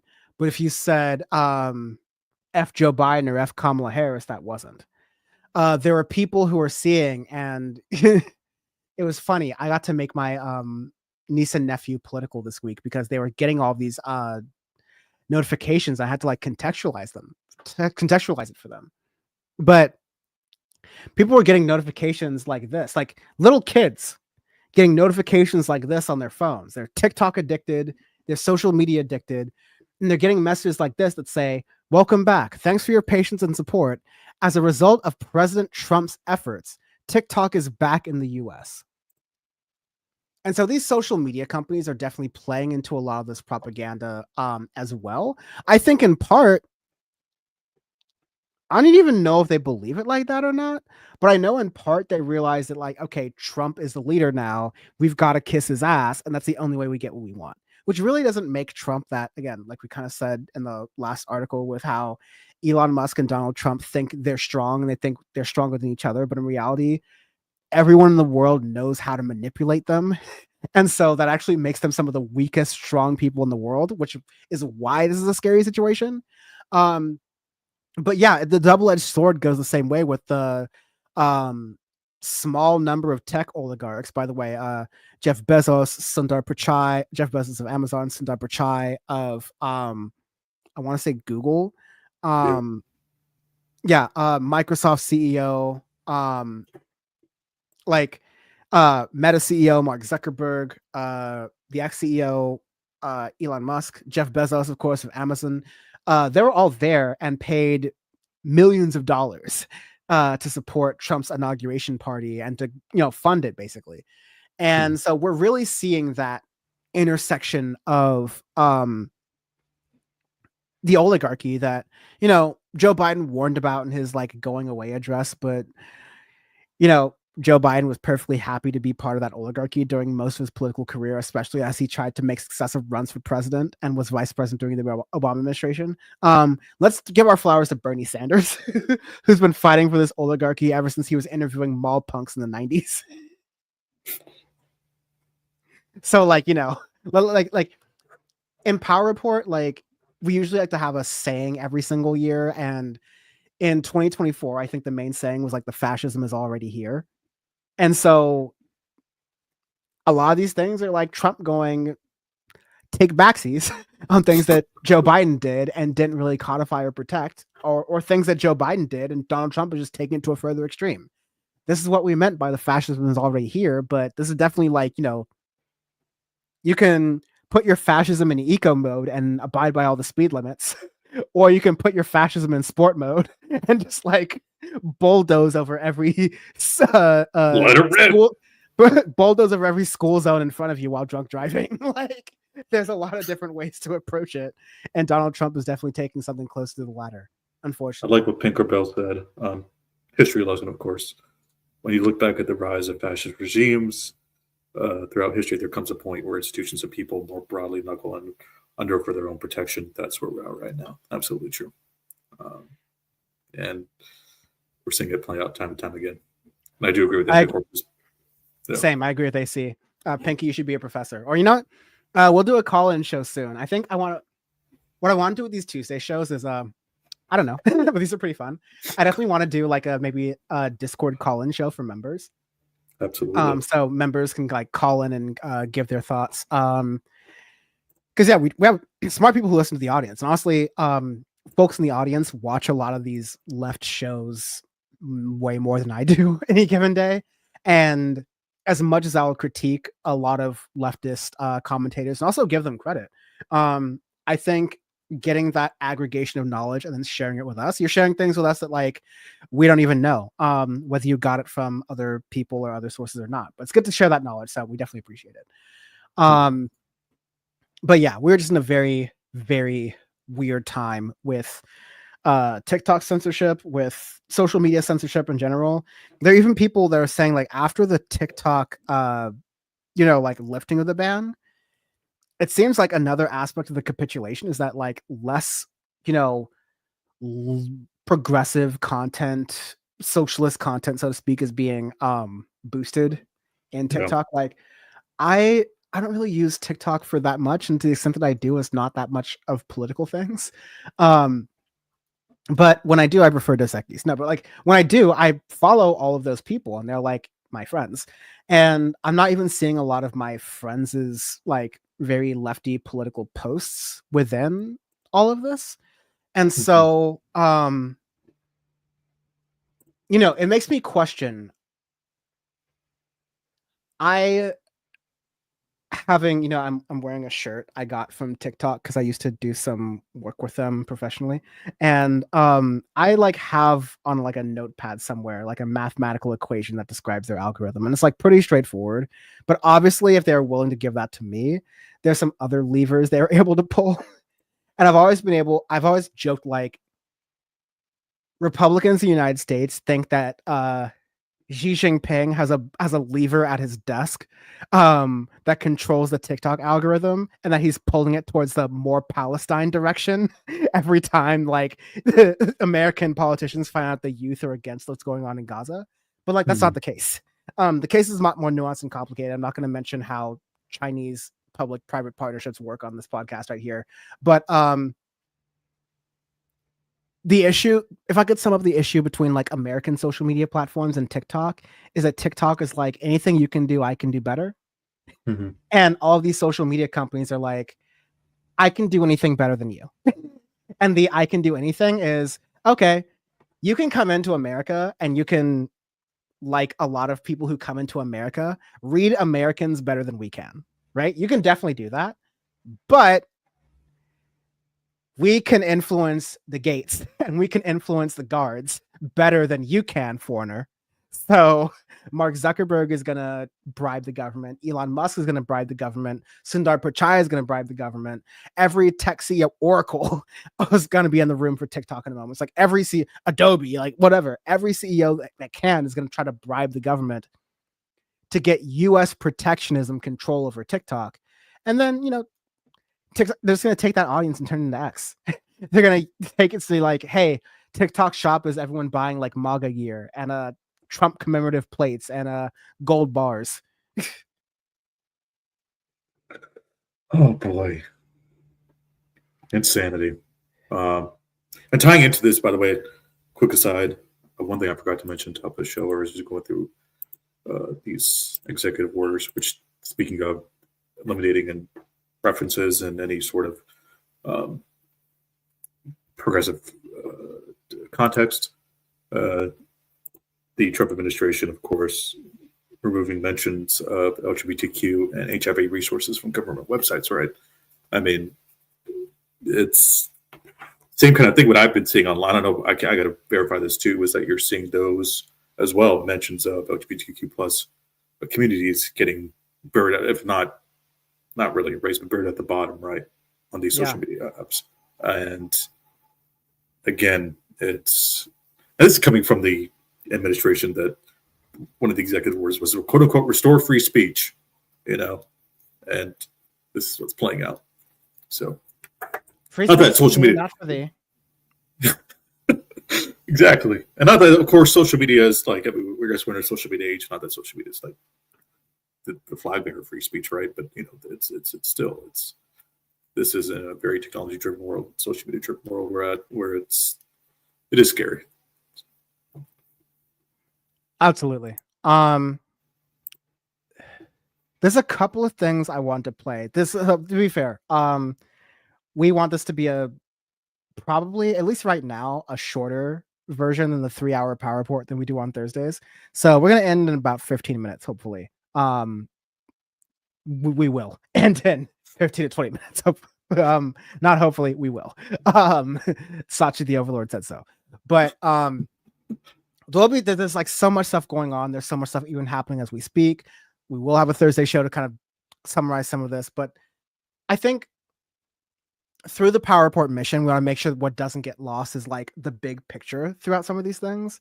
And I wanted to talk about the way that the libs are kind of handling this circumstance right now, because I think it's really telling the way that there's this kind of like smug liberalism that you had pointed out to me. Admittedly, this post is a little bit older from October, but there's like this smug liberalism that you had pointed out to me that I think is indicative of what we shouldn't be doing over the next 4 years. And so I wanted to play this clip here, and we can maybe talk about it once it is over, because yeah, there's definitely a lot to think about here. Give me 1 second. For Trump. Gays for conversion therapy. Polar bears for global warming. English teachers for book ban. Moms for drunk driving. Superman for kryptonite. Vegans for steakhouses.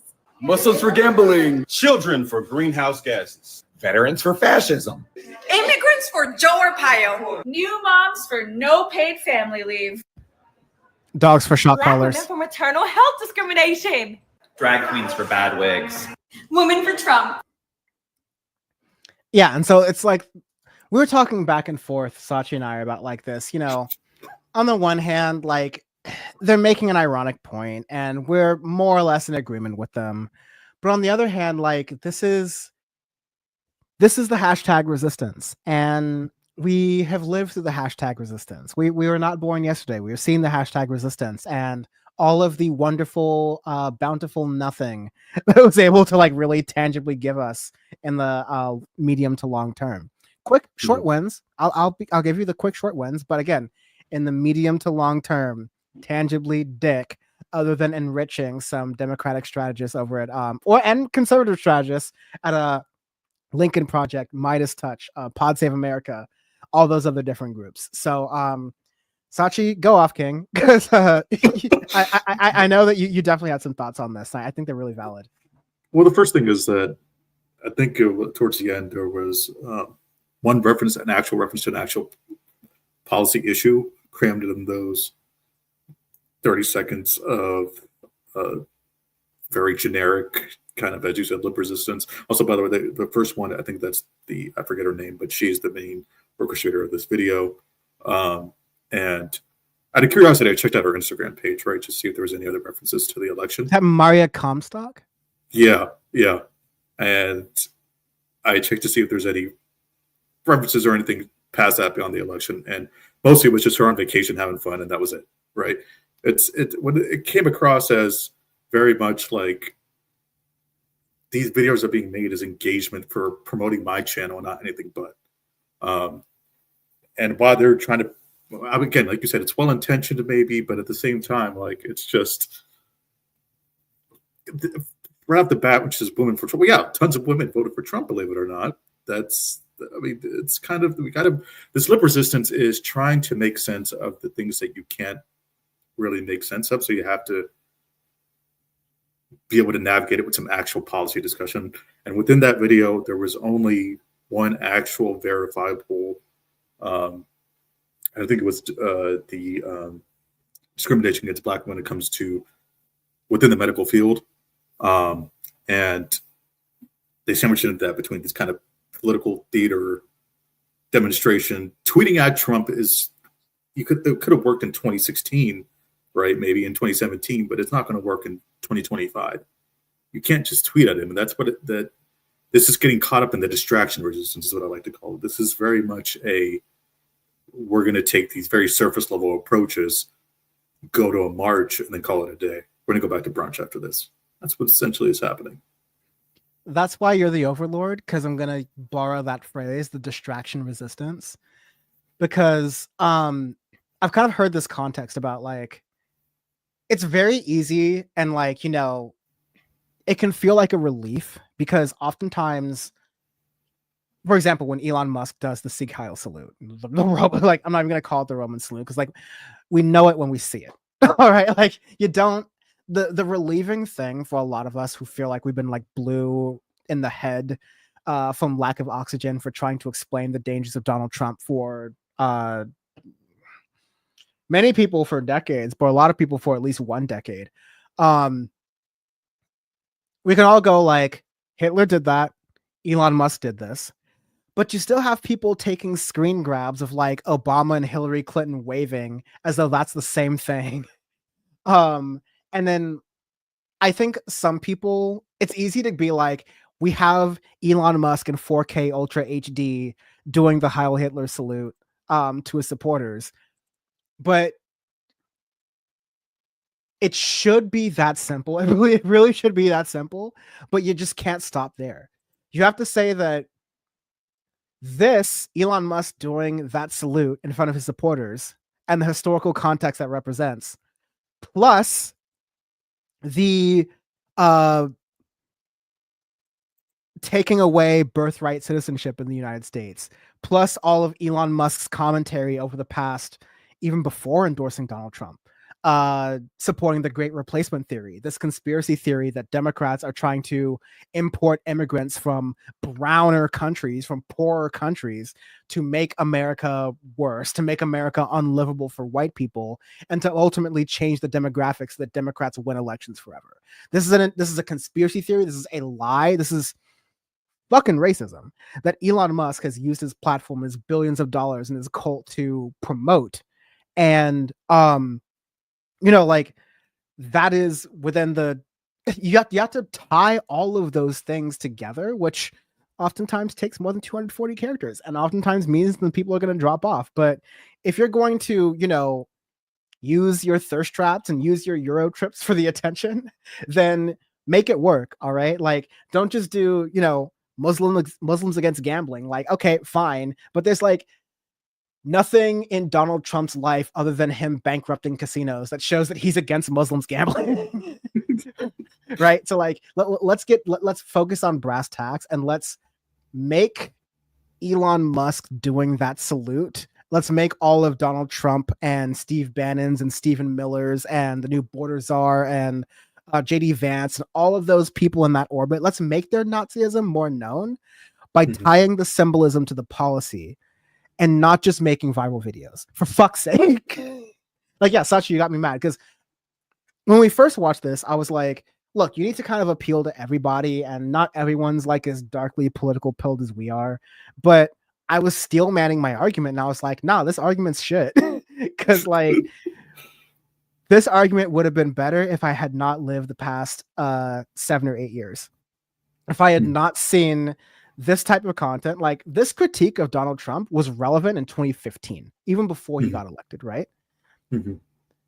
After all of this, when you've seen that making that kind of content doesn't work, the only kind of stuff that content works is for making people feel good about themselves, which is what conservative media is. It's reactionary. It's just make you feel good about yourself without really rocking the boat. All right.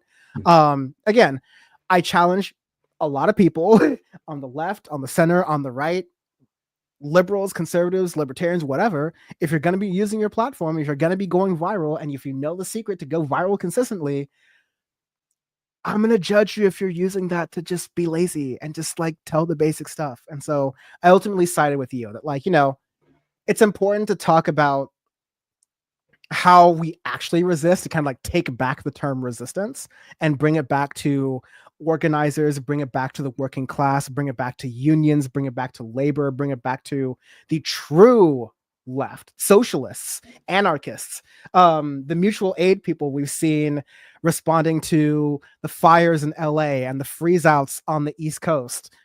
I got a friend who is experiencing she has to shovel snow in New Orleans. All right, like they get hurricanes, tornadoes, and snow in February, because last year they got hurricanes and tornadoes too. So like this is the world we live in. We got to be serious about this. We can't keep fighting with libs on lib terms with this. It's no longer like the left has to join the libs in the resistance. The left has to join the lib women's marches and all these other different things. No, the libs have to join the left with mutual aid. We have to join the left in blocking cars and blocking streets and actually making our voices heard against this authoritarian administration as much as we can, as legally as we can, and as safely as we can. Absolutely. And you're seeing, unfortunately, as Trump's, promises for deportation kick into place and tearing families apart even more so, you're seeing some not prominent, maybe even prominent social media influencers out there saying, good luck with 2024 to 2028. I hope all those Latinos who voted for Trump can happily get deported, right? Like that's the kind of liberal resistance, quote unquote, we're seeing. From white women. Yeah. Yeah. It's like, listen, let me be clear. I have a lot of Latina sisters who have been expressing the same sentiment to me. And guess what? That's their point to make. It's not even my point to make. All I can say is that I have a lot of Latina sisters and like friends in that community who have been like, I've been sitting around these tios and tias who are like supporting Trump, and everybody want to be a gangster until the migrant knocks on that door. And you know what? I'm just gonna wait and see. And you know what? As a black man, that's not for me to have Schadenfreude on camera, but that is for me to relay the information that is seen within that community. But that is not for white women to highlight. All right. If you're going to be a white woman highlighting that, it better be a repost of a Latina woman or Latina man talking about that dynamic, because that's just something that you have proven over the past couple years that you can't really get into other than yourself. Like, focus on yourself and your people. All right. That's another thing that's pissing me off, dude. I want to tie this to policy because we were talking about Daniel. It's important when we were talking about his executive, not an executive order, but the Lake and Riley Act, which is passed, right? And this essentially, it's a name. It's for Lake and Riley, who was killed by an immigrant. And of course, the GOP politicized her death, even though her dad said, please don't do this. And they said, we're going to do it anyway. Fuck you. Right. So they did it. So the Lake and Riley Act was passed, it's not just an anti-immigration bill. It allows ICE to put migrants in detention without due process, empower states to block visa programs, and federal immigration policy, right? So essentially, like you said, tying back to the executive orders, but also this bill is essentially making people's lives even more so, which is terrible, right? Immigrants specifically. But 12 Senate Democrats voted along GOP lines to pass that. But at the same time, you won't see this social media influencer, again, I forget her name, talking about that policy substance issue because Democrats can do no wrong with her. I said, I'm not saying this is just as like this is all bad Democrats, but like you've got to focus on the bigger picture too. Like you said, a policy where if you have the quote unquote, the people who are supposed to be resisting Trump and calling him a fascist, but quite literally voting with this agenda to appease him so he doesn't get angry and bully their asses and they save their seats. I mean, for God's sake, Raphael Warnock voted for this bill, and you're like, okay. So did John Ossoff. No, surprisingly, John Fetterman did. But at the same time, it's like, if you're going to have a platform, utilize it to demonstrate how both these parties are actually going a bit off the crazy, and one more so than the other, perhaps. But at the same time, like don't have a resistance. The resistance is doing the job of Trump. That's all I'm saying. So that's where we're at. You're on mute. Thanks. Yeah, the resistance is, and the resistance has, like you said, taken the role of bolstering Trump. Because even if you're like, Trump's support is not moved by the resistance. Even the independents, frankly, are not moved by the resistance because you've been priced in to, the pseudo truth, much more lie than truth, like 75-25 lie than truth about liberals and elites and the media and how that sort of intersects. It's a wrong analysis, but certainly an analysis to have. It's worth paying attention to, but it's just a wrong takeaway. And so liberals, by saying that, again, it's like, I don't love the term blue MAGA, although I understand given how a lot of people who are, cheerleading pom-poms for Team Blue have been able to overlook some of Biden's worst policies, Gaza most notably. They've been able to overlook those things because they see things in team sports politics just as Republicans do. So they are reactionaries to Republicans, just as Republicans are reactionaries to Democrats.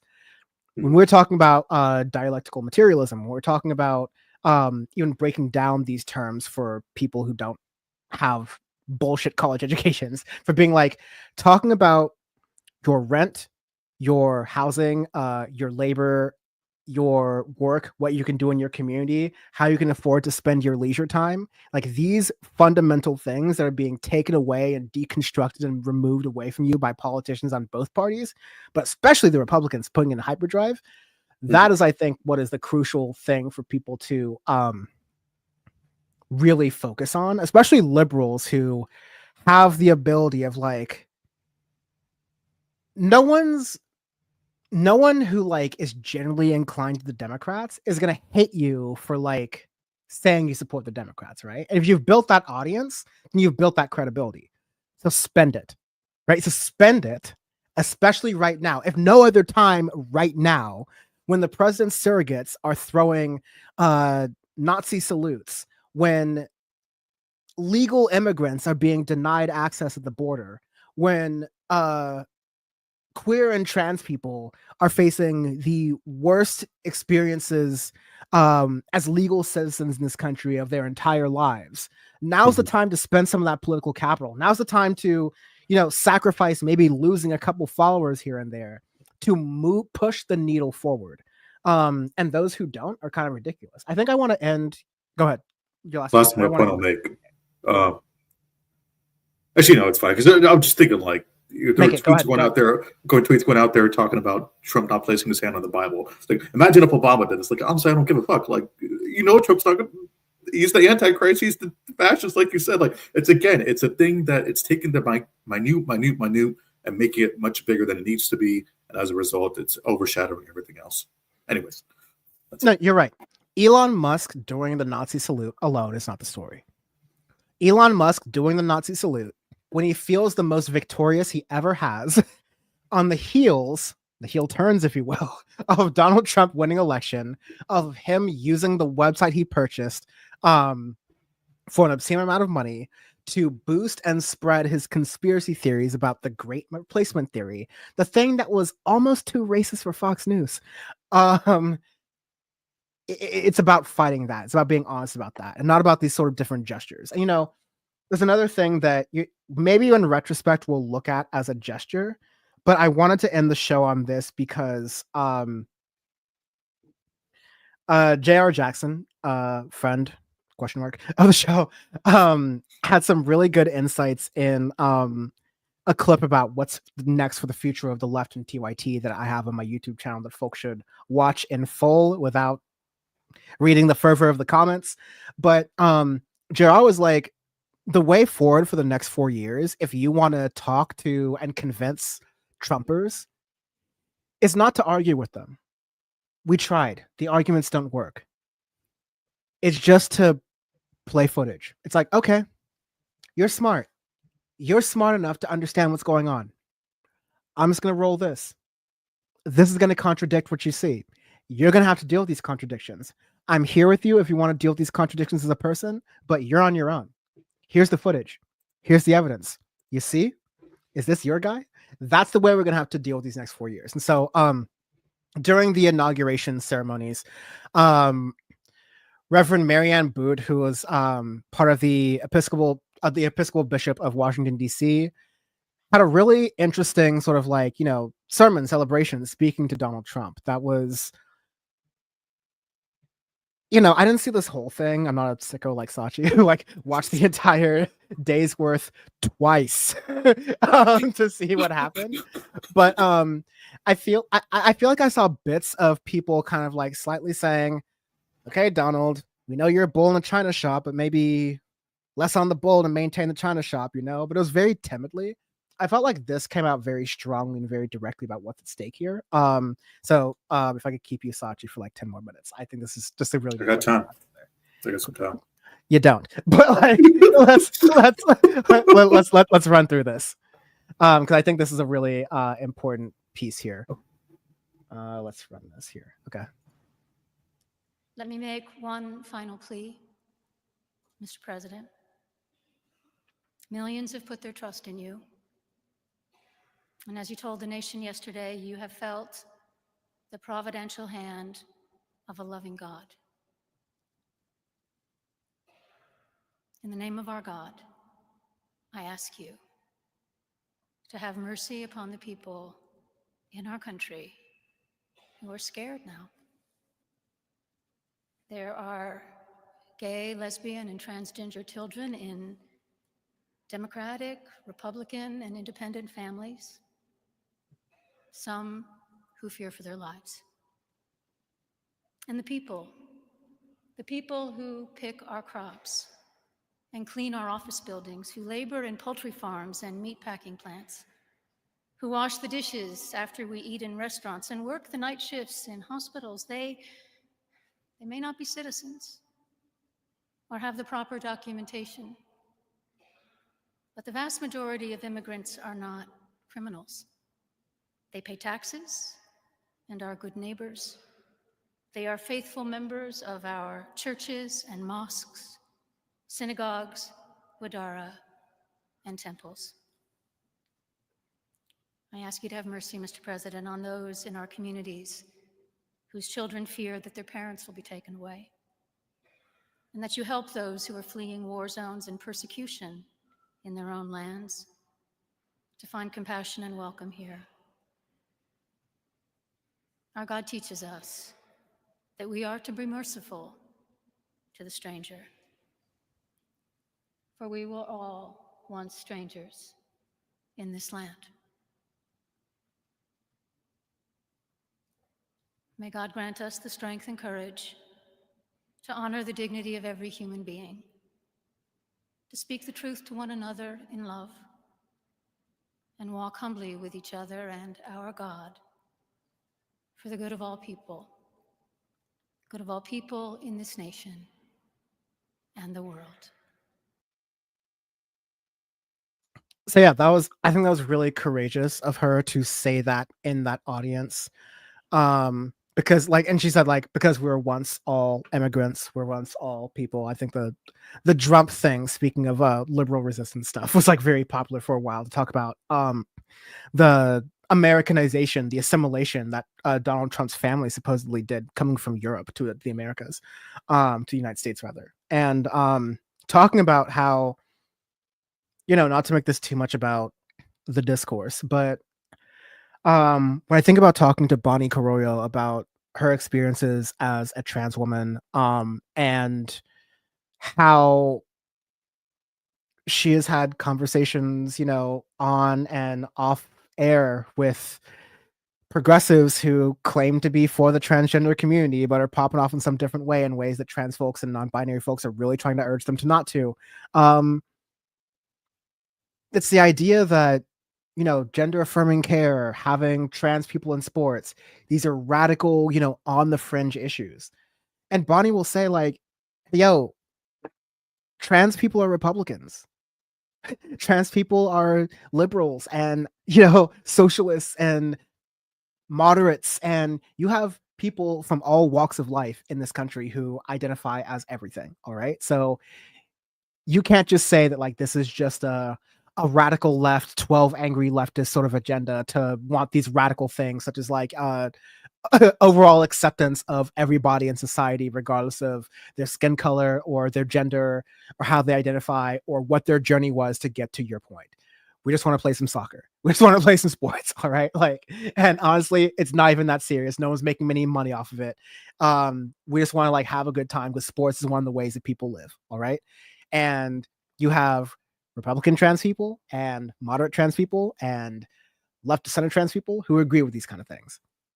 It's about the humanity. It's about if you believe in a higher power, it's about, you know, what that higher power teaches of how to treat neighbors and other human beings, regardless of differences. And it's about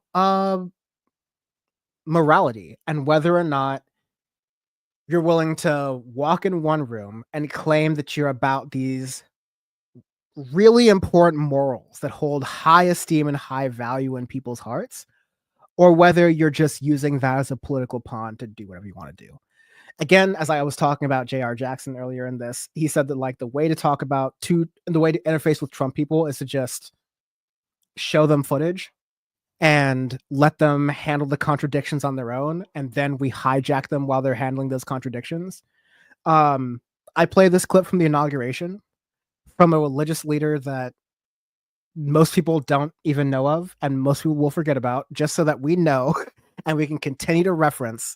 We can create some PowerPoint lore that the first day after the administration, we know for a fact that Donald Trump and JD Vance saw this woman speak.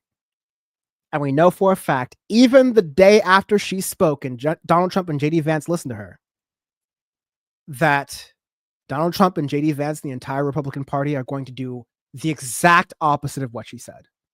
They're going to cause so much misery for all the communities that were mentioned in that. They're going to go against God while claiming they're working for God. And our role is not to make ha-ha liberal resistance videos. Our role is to just run the tape and just go, okay, these are the religious leaders. These are what they're concerned about. This is how Donald Trump ignored them. You can agree with Donald Trump if you want to, but you can no longer use God to agree. You can't do it anymore. And I think that is one of the ways, rather than having a beer with these sort of like, you know, white nationalists. I think this is the kind of way to be like, hey, you know what? Regular, normal people who have an ability to get out of these cycles will one day go, hey, you know what? I started thinking about those things and it started not making sense to me. So I started reading more into it. And you know what? I don't think Donald Trump really cares about families or, you know, the economy, or, you know what? This would be a great clip to play if during the Donald Trump administration, gas prices start going up or egg prices start going up. Inflation starts increasing. Let's start playing all these clips. Let's start running them back. So all the people who supported Trump will either be forced to harden their contradictions or be forced to sit in them and have the opportunity through their own accords to see the light. And then we must be there to pull them through the light with sternness, but with love. But I think that's the strategy. I think that's an incredible sort of like video to see like, okay, these are the goalposts that we're setting from the beginning. Let's see how hard Donald Trump crosses them and let the Lord and all of America and all of the world bear witness to that. Well, the quite crazy thing about this is, and not to trivialize, but literally not the minute that he got back to the White House, somebody asked him about that sermon, very sermon. And Trump, of course, said, I didn't like it very much. It wasn't a very good sermon, was it? And you're, like, to play that, like, I forgot to include that tape. That's producer error, my mistake. But he said that. And another thing about that video is there was a C-SPAN video that had an angle of Trump and his family. And they cut to Trump and the people sitting behind him, which is all his family, and yada, yada. And JD Vance, of course. And they all look so like disgusted and like, oh, what is she saying? Be a human being? Like, how's that even possible? Be decent, like recognize these families are going to get destroyed. How's that? How could we not destroy them? Right? How's this going to be? It's going to be impossible for us. And it's just like you said, you show that tape and you say, okay, they don't believe this. They can't even claim to be the higher of the man almighty, the God above, right? To put it this way, the pastor at Trump's inauguration, guy was just going wild and saying President Trump was, was just yelling and going off the top. I forget what he said, but the contradiction of that guy, immediately after, by the way, he started selling crypto coins. So there's that. Oh yeah. Yeah, there's another preacher who's like, Donald Trump recently, like, I don't even know if this is his first meme coin, but he like did an like inauguration meme coin that like, because I mentioned this to someone else in another context, but like, of course, the stock market is mostly based on vibes. There's still like a couple of fundamentals there. The crypto markets are really, really based on vibes. Like it's so, the vibes are like, yeah, this is Donald Trump's best day. I have enough disposable income to show that I appreciate Donald Trump on his best day by investing in his shitcoin. Listen, okay, people cannot honestly expect at this point, if you're investing in a Donald Trump coin, in like, like a cryptocurrency, that you're going to make money off of that coin, or that you're going to use as some sort of like currency, actually, like, buy a pizza or a beer to have with your good friend Cenk Uygur or something, right? But like, we know that these things are fundamentally speculative assets, and so that implies that some group of people win and some group of people lose. Yeah. And yeah, it's like, we gotta stop building financial assets in this country that are based on some people getting richer and richer and the vast majority of other people getting poorer and poorer. Like, I don't think that's a good system. It really isn't. Yeah. And I think that's tied back into resistance. I think not any other, but I think majority of it past was let us pray for our president to do well, right? As opposed to, you have the opportunity with somebody in that room face to face to say this to them. Because it's not often you'll see somebody, they'll say something on Twitter, right? Or on social media, but it's not often you're going to see face to face somebody directly call out their policies while appealing to them in a more, it's just in a non-political position, right? It's somebody who's, especially from a religious background, right? This perception that, God appointed Trump here, whatever it may be. But I just think, like you said, it was just a unique perspective, seeing somebody who's not in a position of authority or power to directly say to his face, yeah, you're fucking this up.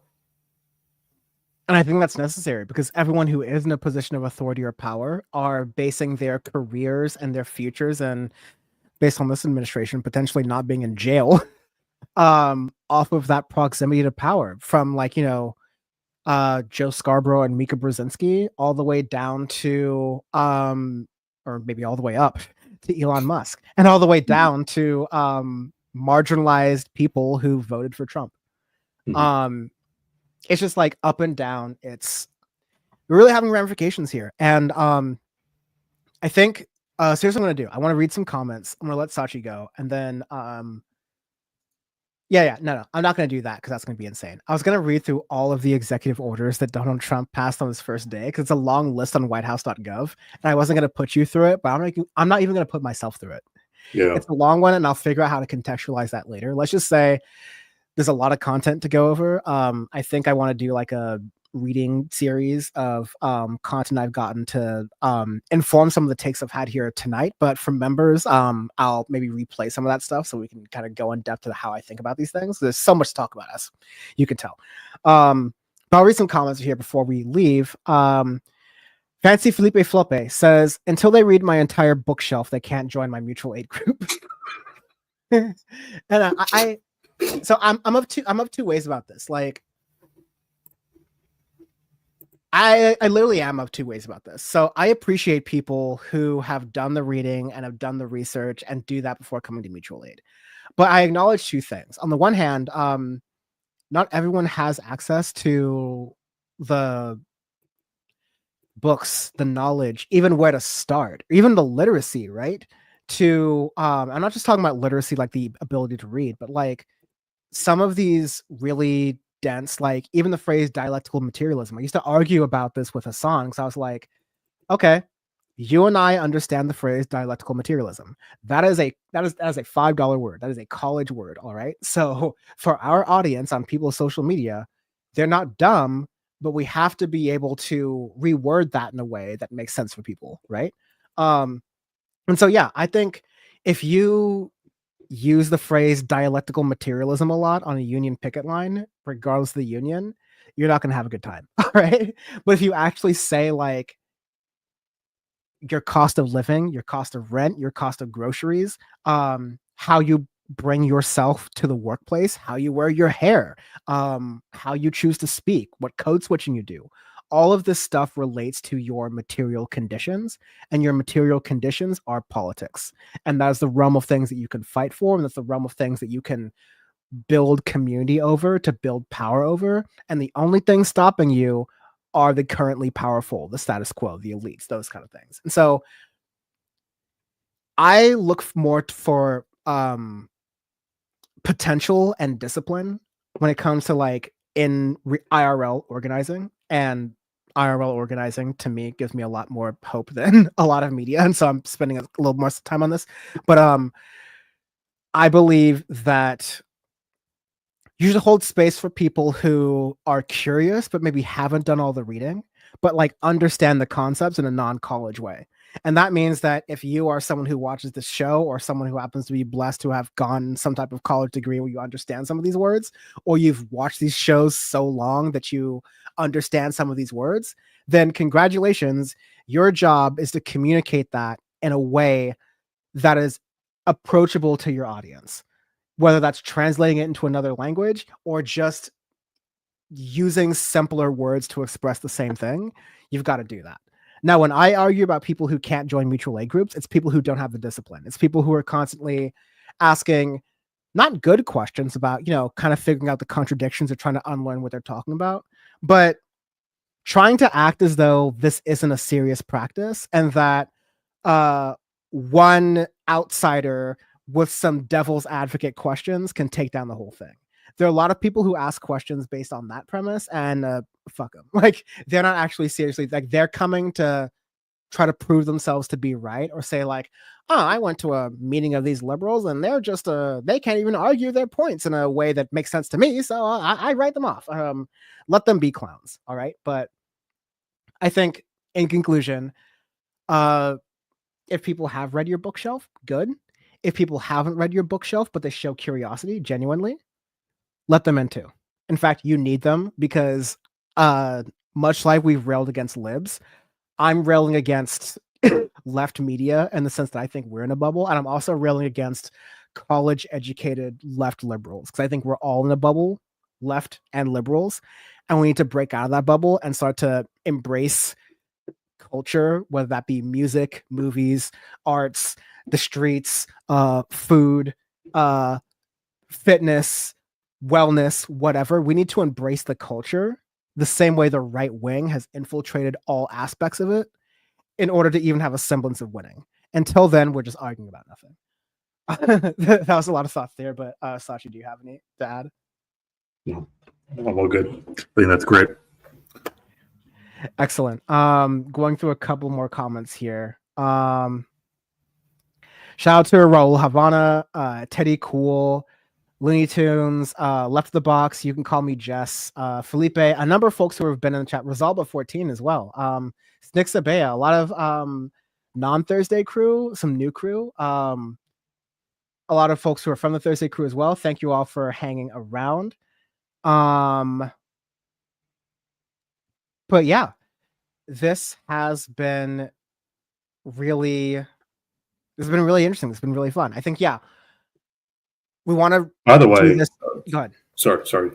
With all this stuff that's happening, I know you want to talk about Trump's executive orders. Don't be surprised to get even more tomorrow. The guys are going to 3 o'clock. Yeah, we're gonna have even more on Thursday as well. So we will have a Thursday show.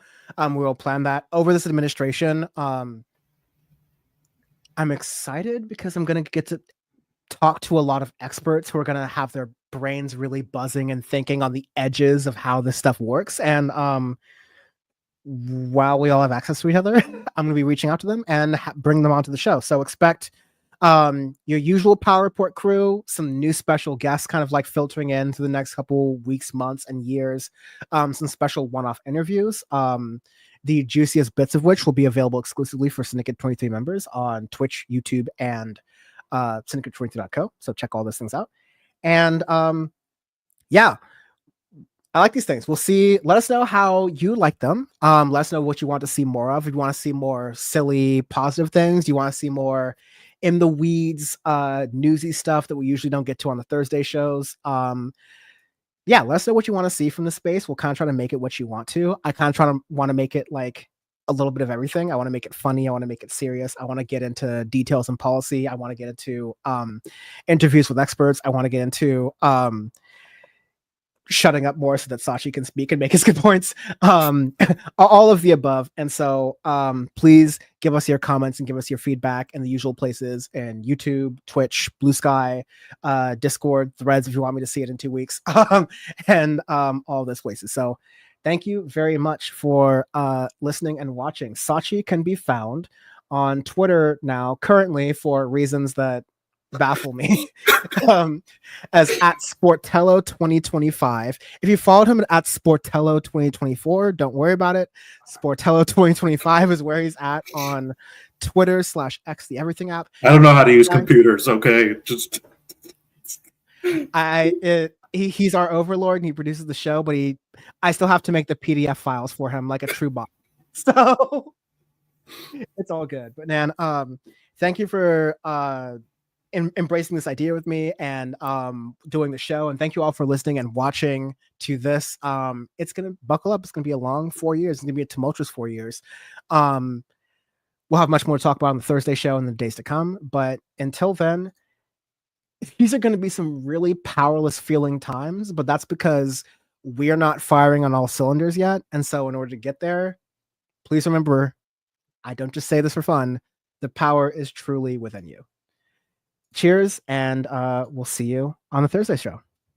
We do a news show, and that is what happened in the news.